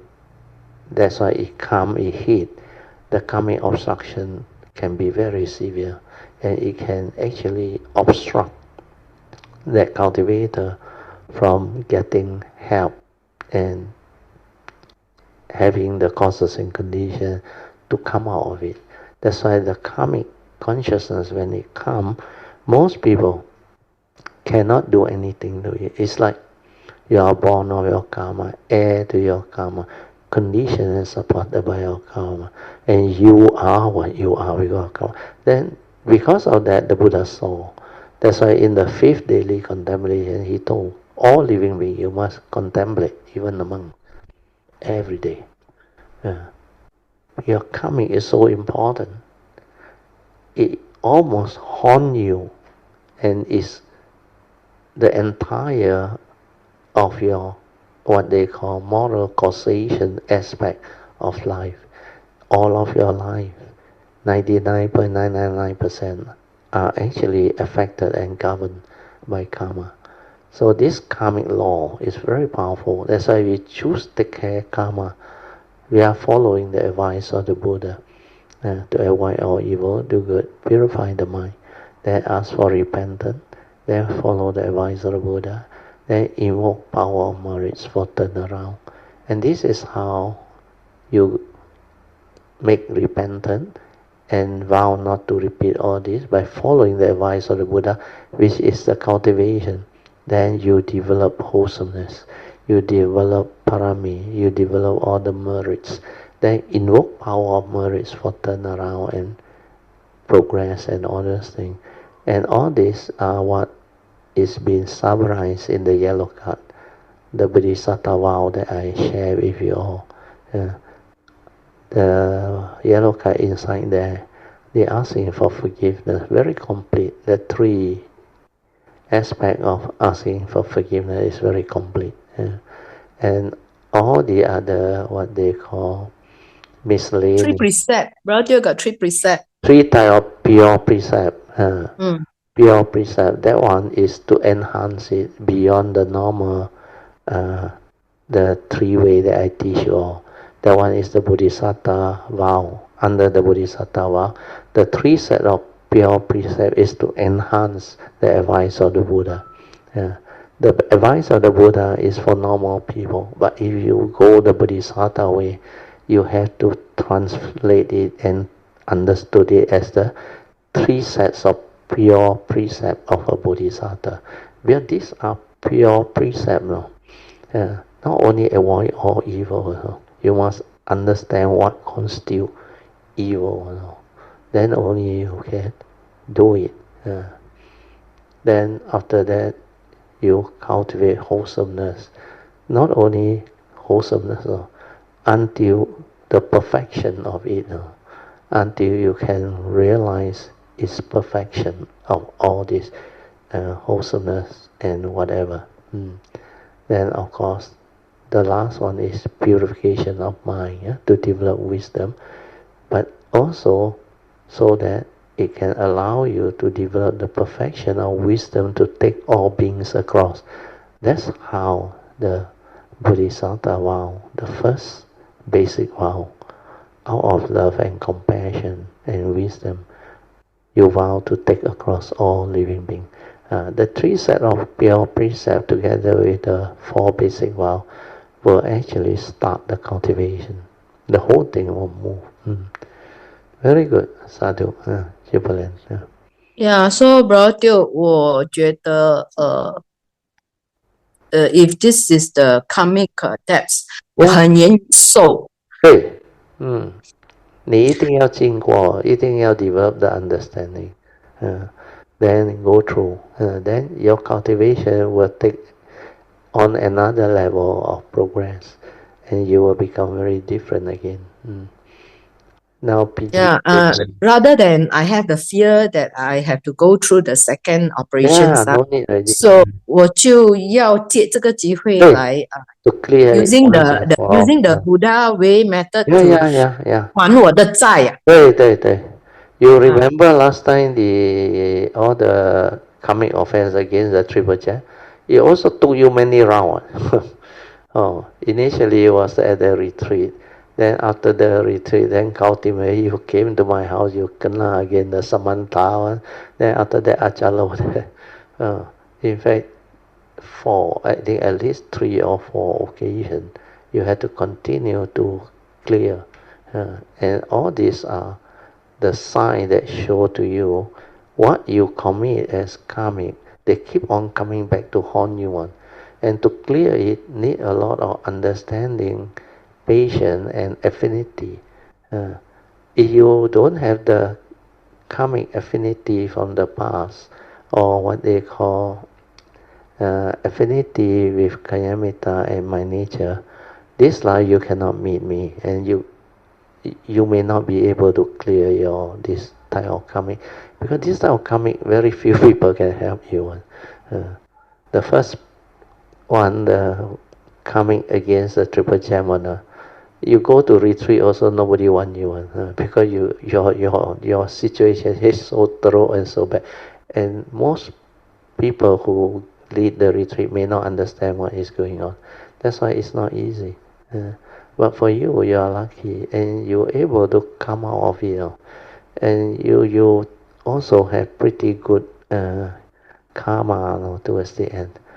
You near the age of 60 also can get VSS from your company, the golden handshake, and not Rodeo, sometimes I was thinking 我做过这样多对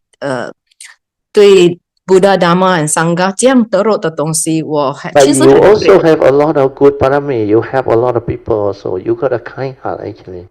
Rodeo 我很 grateful，然后我很 grateful，我这个辈子我还是可以给 Buddha 接近，领回我的 Dhamma 的 path。因为我觉得我应该曾经很讨厌这个 Because 是一阵子那一段of your life you get yourself deluded and you mix with the wrong group, then you cultivate wrongly, you go that way, it's very severe one. Because 我在读书的时候，那时候我看到学布达的人，我就讲这些人，然后现在我还可以回来修佛。You comment on them and all. It's just like PG lah, your good friend. He last time don't believe in karma one. It's because past life he like you don't like all these people. Then every time karma irritate them one, then they will say a lot of karmic negativity. That's why all this will hit back on. Then when you come as a human being, the moment you hear karma, you don't want to listen. Like PG say, walk away. He cannot take it. But then he said very straight, when you create the causes and conditions for her to come with you to my class, I spoke so many aspects of karma. She continued to stay and listen. She also cannot understand. Then later on she cleared. That's why all this is meant to be one. And for your case also, that retreat you're not supposed to come on. Yeah? All the name taken up already, the bus seat place all taken up. But last minute my wife cannot go and you become the replacement. That's why all meant to be. That's why you look back, you can see clearly on all the karmic thing, the sign. So it doesn't mean that when you have very severe karmic, you cannot come back. You look at Angulimala. That life itself, he killed almost 1,000, 999 or what, with the finger. So this is the karmic. And yet in that life, he became an arahant. Means what?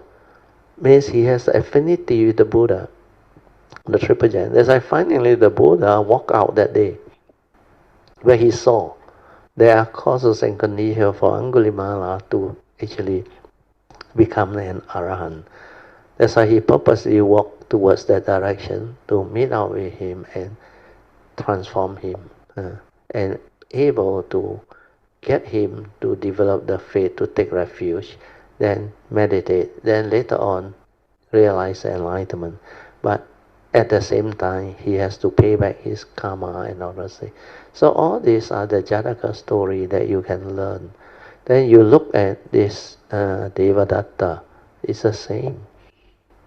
For him to have parami, to be born during the Buddha Sasana, is because through the Bengal incident in the past, he also where he also got a lot of selfishness, greed and all things. But he vowed so severely, life after life, to go after Sakyamuni, So he happened to strike lottery. That Sakyamuni is a bodhisattva.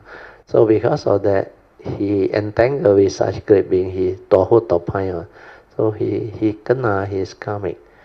That's why even the last life when he was born together with Sakyamuni Buddha, become the cousin, he created Sikhism, one of the 5 heavy karma, and he also hurt the Buddha. He tried attempt to kill, but hurt the Buddha. Also very severe. One of the 5 great karmic offense. The severe, the heinous deeds that give rise to very heavy karma. The first 2 is patricide and matricide, killing your own father and mother. Then third one is I think, called Sikhism. Then the fourth one, I think, is the last one, I think, hurting the Buddha. The fourth one, I cannot remember what it is already. But these are the heavy karmic that you, as a human being or living being, one can commit if you are not careful. So despite all this, they also can come back. So for you, you also have your good and bad. Otherwise, you cannot come back. You cannot become the Kayamita. And you cannot realize all this and see all this. That's why this life, it depends on how you develop that faith and understanding and seriousness to do the repentance and turn around and progress.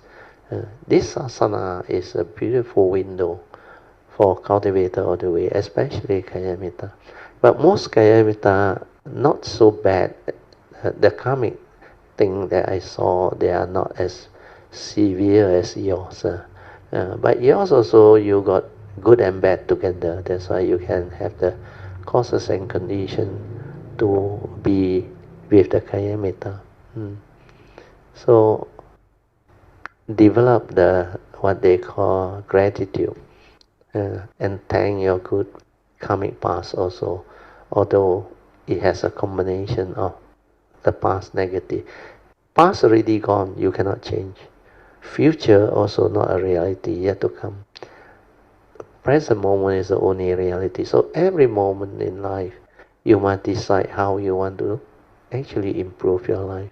That's why moment to moment, you must follow the advice of the Buddha. Do the repentance and adittan for causes and conditions to turn around and to develop the progress and the understanding. So all these are more tangible things that can give rise to beneficial result and understanding. Okay? Yeah? Yeah, Brother Teo, I would like to take this chance to say gratitude to Song. Yeah.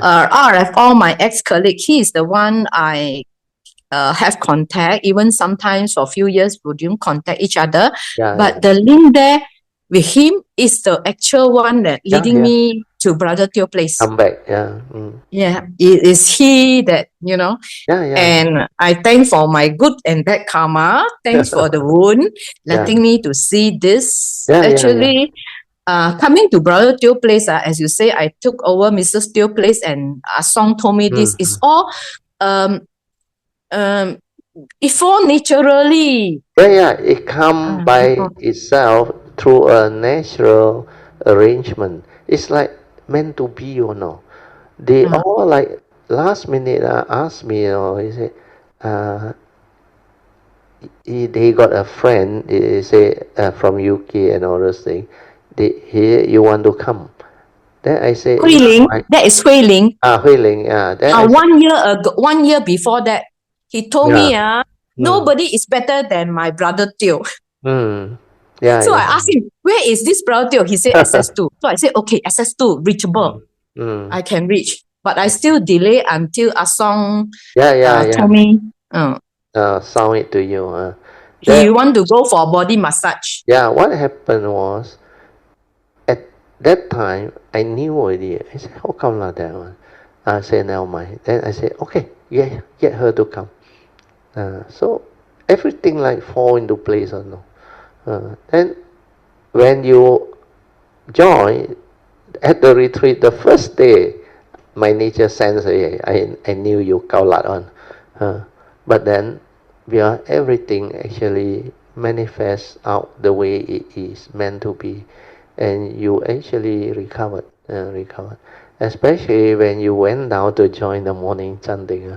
Deng Xiong Sifu came and asked me, he said, Brother Teo, he said, your this Kayamita 是不是有问题? He said, it's all you doing all the mudra and the eerie sound. Then I smiled and I told her, don't worry. I said, 前世因 I said, karmic. 没事没事. I said, then I sent a pure vision. After that, immediately you stop. Then you yes. I don't know what happened, but I know there were moments I totally calmed down. You calm down and you stop. Then after that, I went upstairs. There were conditions. I shared it. Then you came in at the end. Then you heard nothing. That's why everything is meant to be. Then after that, I think you have faith. Then you ask for forgiveness and do a lot of things. Otherwise, not easy. Because that time, I remember Namo Tassa. You cannot take it. The moment I recite that Namo Tassa, you in front there until you run to the back. Very eerie on that type of manifestation. I still remember the first session you suppressed it. Then you came and talked to me. You said, Brother, I got something to discuss with you. I said, what is it? He said, I got this. He said, I don't know how to handle it. He said, then I said, let it come out lah. It's very eerie, I can't. I said, let it come out.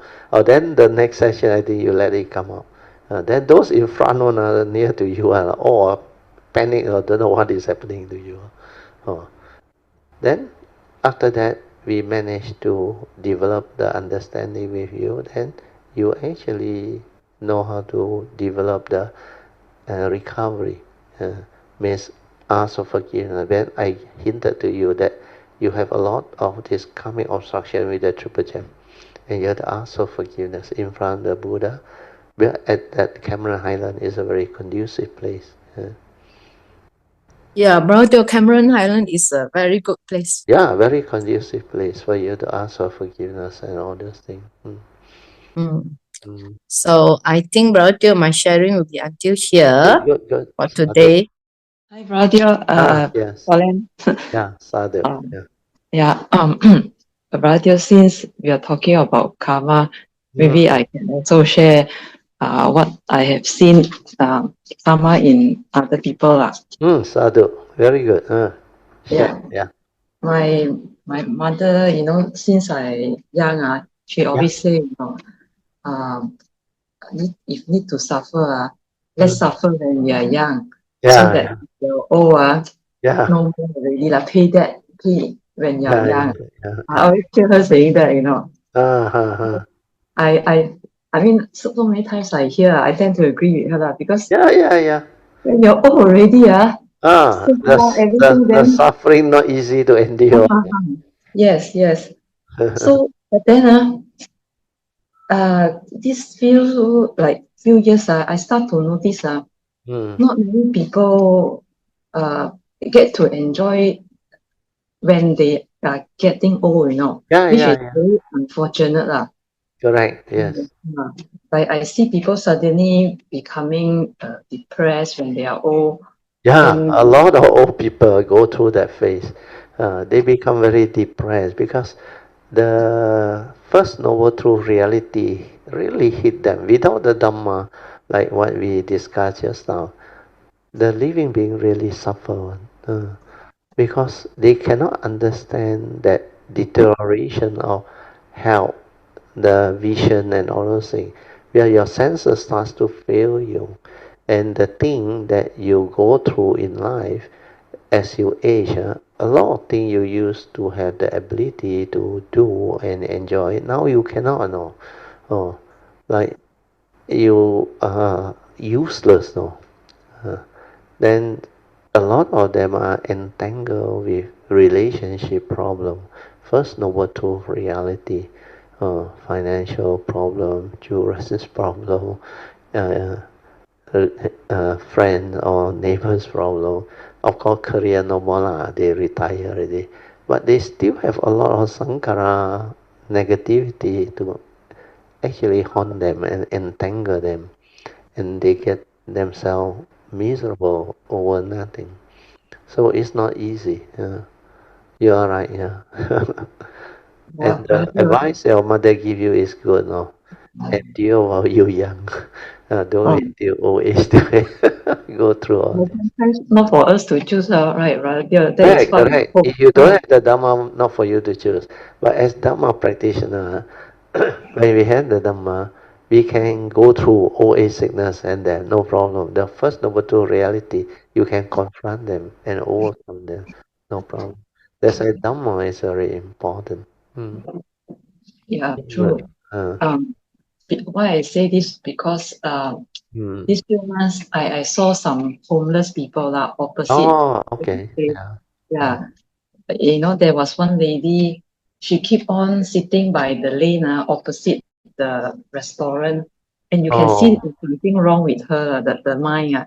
She's a bit uh, not not not right up in the head. So when because I see, you know, the hawkers also very nice. They feed her lah. Oh, They give her food They to try eat. to attend to her and take care of her. So some of them know her story, you know. So then these few weeks I didn't see her. It didn't occur to me what happened. It didn't occur.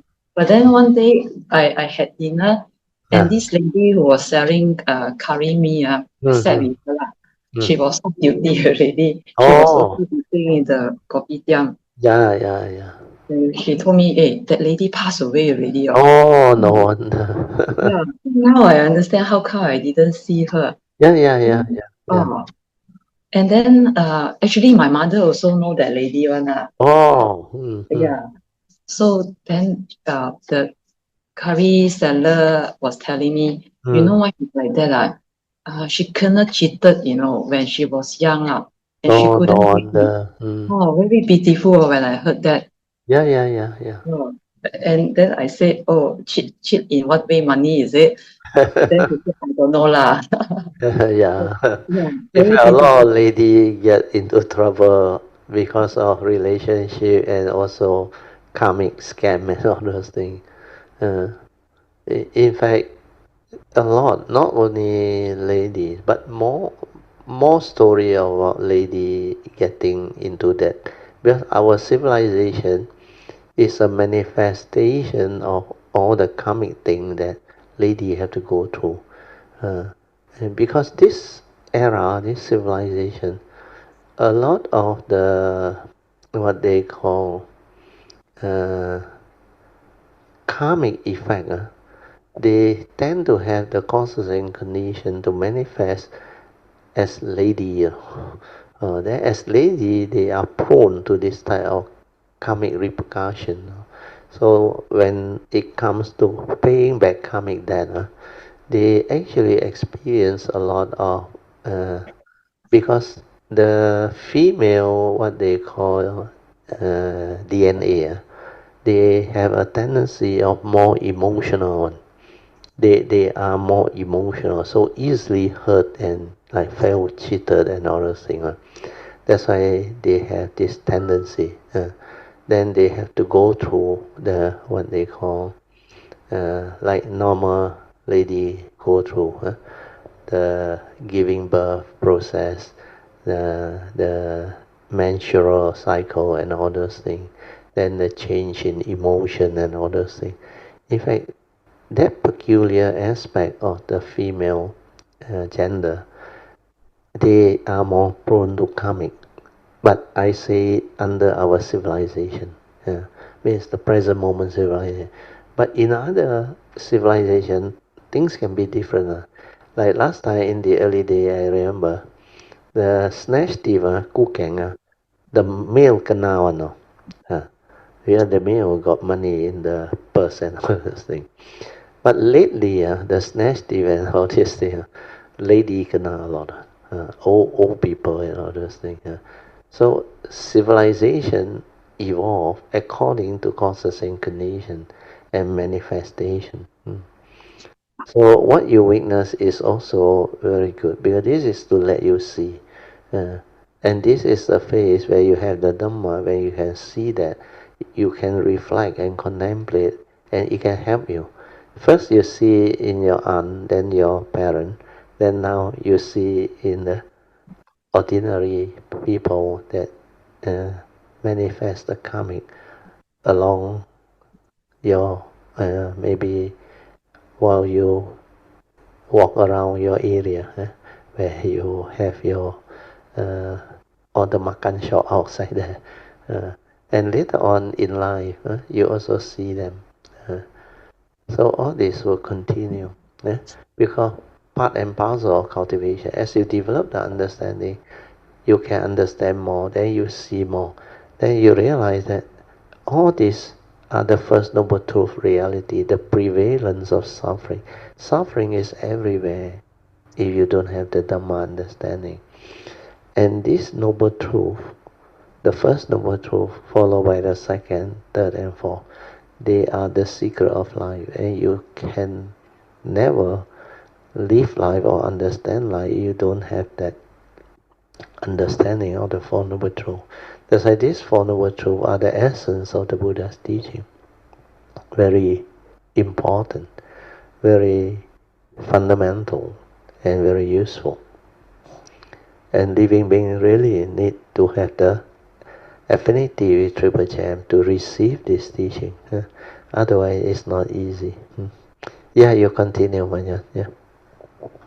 Yeah, brother dear, it's kind of scary when I see all this. But actually, this lady, she is still fortunate because she still has a family, just that she sit there and don't go home really, and then she don't take her bath.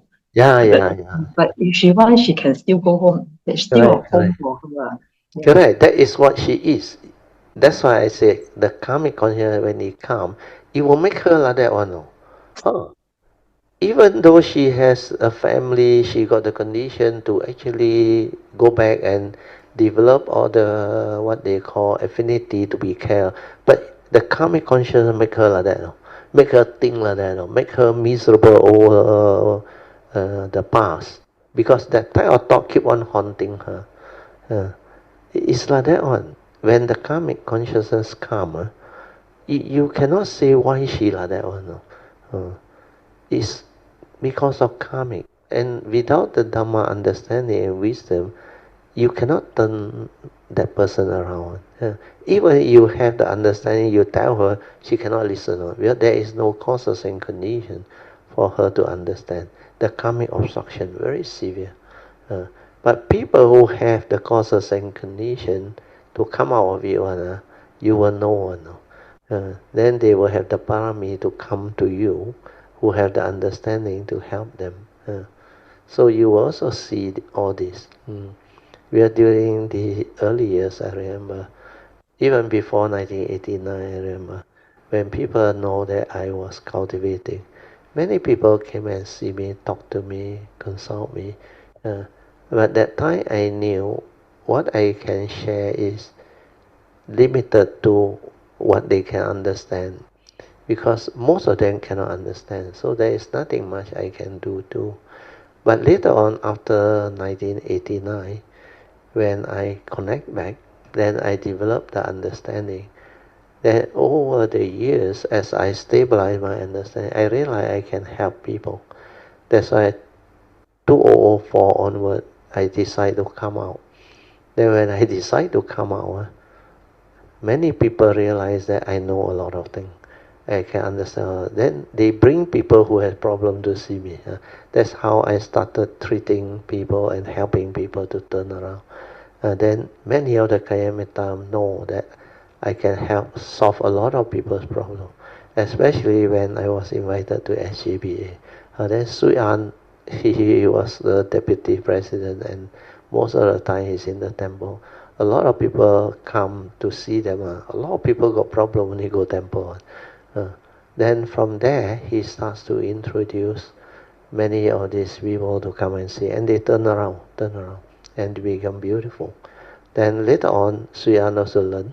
Then the not so serious one, he helped me to clear.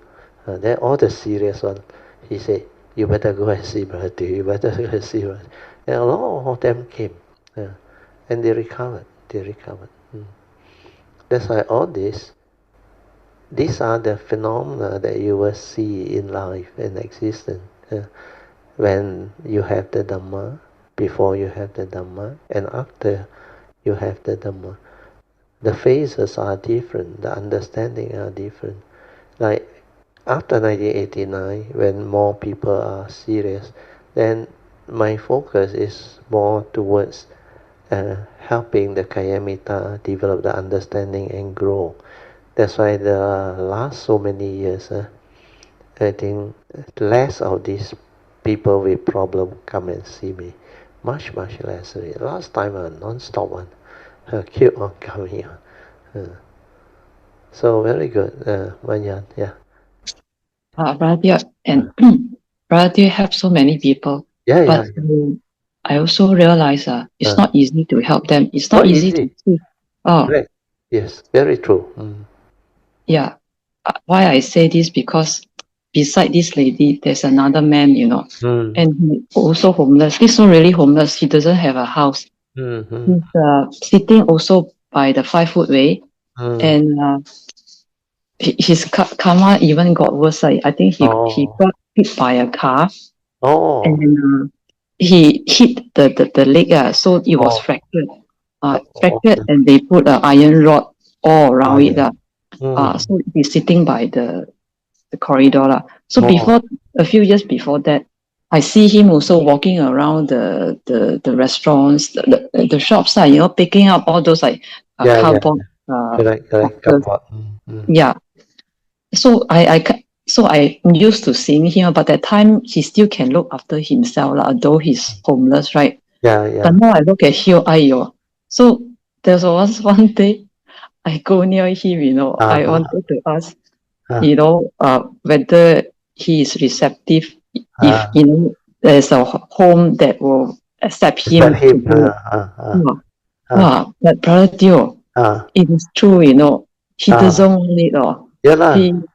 He doesn't want to be. He will react on. Because the karmic conscious. It's not them already. It's the karmic consciousness acting that way. That's why their behavior very weird on. Sometimes it's not to say you want to help and you don't want to help. That's why I always tell Kayamita there must be causes and conditions. Don't try to be a good-hearted fool. Cannot. Because it's not about doing good or helping people. When people don't have the karmic condition to receive all this, you go ahead, you get into more trouble. That's why there must be causes and condition behind. And causes and condition, you must have the Dhamma cultivation long enough to understand, to develop the clear understanding. Then when there are causes and conditions, you realize you can help very naturally, and things just unfold, and it will fall into place. Otherwise, no point. Because it will get worse like your experience. Whatever you tell him also, he is very negative. So good. Vanya. So finally, you just let him be. Let him be lah. I mean, I can. That's the correct way. You just let him be. Actually, I found someone because all the church. He's just sitting outside the church, a few doors away. Oh, okay. So I also WhatsApp to ask, whether anybody can find a home for him lah.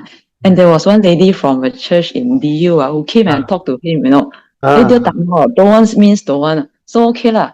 No, cannot help him already. It's their karmic consciousness that make them like that. You cannot understand all this because you don't know. It's not them anymore. It's the karmic consciousness inside them with all the karmic obstruction and everything. And they become negative one. And they just behave that way on. That's why a lot of things in life, in existence, it's not a matter of you want to help or you don't want to help. No, if there is no condition to help, you cannot help. No matter what you do. Even the Buddha also same. There is a famous saying, they say, 无缘人不可度. The Buddha also know. Without affinity, they also cannot help you or support you or turn you around. Or help you in any way to develop a better understanding. No way. Because karmic obstruction is so severe and so intense that it will create that type of karmic consciousness and block everything. That's why the word karmic obstruction, it will obstruct you. That's why when it comes to law of karma, you cannot play a fool. Karmic obstruction is very, very severe and very real. You cannot really comprehend or fathom all this until you have the cultivation. Okay, you have to summarize already, Manya. We already passed it. Okay. Yeah. Right. The other thing is he used to have a good background, but now it turned around because when I speak to him, he speak in excellent English. And then he's and then educated one, educated one. And then when I was talking, and I think some of those hawkers, the kopitiam also know him, And the same curry moment he told me, many years ago I saw him. He was so smart. He wears so smart, and he has a car, and he was a manager. But it turned around like that. Karma really Yeah. Within a short, scary. within a short span, things can become so bad. It's like that one. So I guess that's the summary. Really have to take care of karma. Take care of karma. Yeah, sadhu, sadhu. And also fast, and you cannot explain. Correct. It become so bad very fast on, and they become like the karmic ones. Once the karmic repercussion come, or the karmic friction arise, that being deteriorate very fast on and become like beyond recognizable. Like you say, very smart, speak very good English, well educated, manager, recognized, all of a sudden end up like that. Some is because I also saw one outside our house here. He was a civil engineer, my senior actually. He was very happy early on, I was saying. Then many years back, I think easily 15 years back, he got, I think 2 or 3 children, I think. Then his youngest children, he got an accident with a lorry. He was supposed to go down to Klang and fetch the girlfriend, then send the girlfriend back. Then on the way back, he kena accident with a lorry, and he died. And because of that, this person that my senior in MU, which I know him also, he become so badly affected now. Then after that, a lot of my JKR, because last time we were in JKR, my JKR colleague, they also know him. They call me out. Then they say, we should go and see him and talk to him. Cannot. No way. That is the way he is coming. Because he is not in the mood to say anything. And his life become like completely gone. He is very successful in life. After he retired, he got pension, then he was a consultant. Then he was cheerful, good life. Then the wife also, we know them, we know her. Then after that, he completely like lost his life. You cannot talk to him. You cannot even want to help or whatever. That's why finally after that visit, we also end up concluding just let things be. See how. But he's still around. But if you look at him, really, he lost his life from such a happy family with such good condition, end up like that. Okay, we end. Let us rejoice with all the good sharing by Man Yuen and also Sis Poh Lian. We rejoice. Sadhu, sadhu, sadhu. Okay, then we share merits. Aka Sata Cha Bhumata Deva Naga Mahindika Punyang Tang Anumoditwa Chirang Rakantu Lokasasana Itta Vata Chamehi Sampadan Punya Sampadan Sabbe Deva Anumodantu Sabbasampati Siddhya Idang Menya Tinang Hotu Sukhita Hontu Nyateyo Idang Menya Tinang Hotu Sukhita Hontu Nyateyo Idang Menya Tinang Hotu Sukhita Hontu Nyateyo Devo Asadukalena Sasa Sampati Hetocha Fito bhavatu lokocha Raja bhavatu dhammiko Imina punyang kamina Mame bala samagamo Satang samagamo hotu Yawanivana patiya Sadhu Sadhu Sadhu. Okay, you all can now pay respect mindfully to Lord Buddha, Konyin Bodhisattva, and all the worthy ones. Then we end. Sadhu.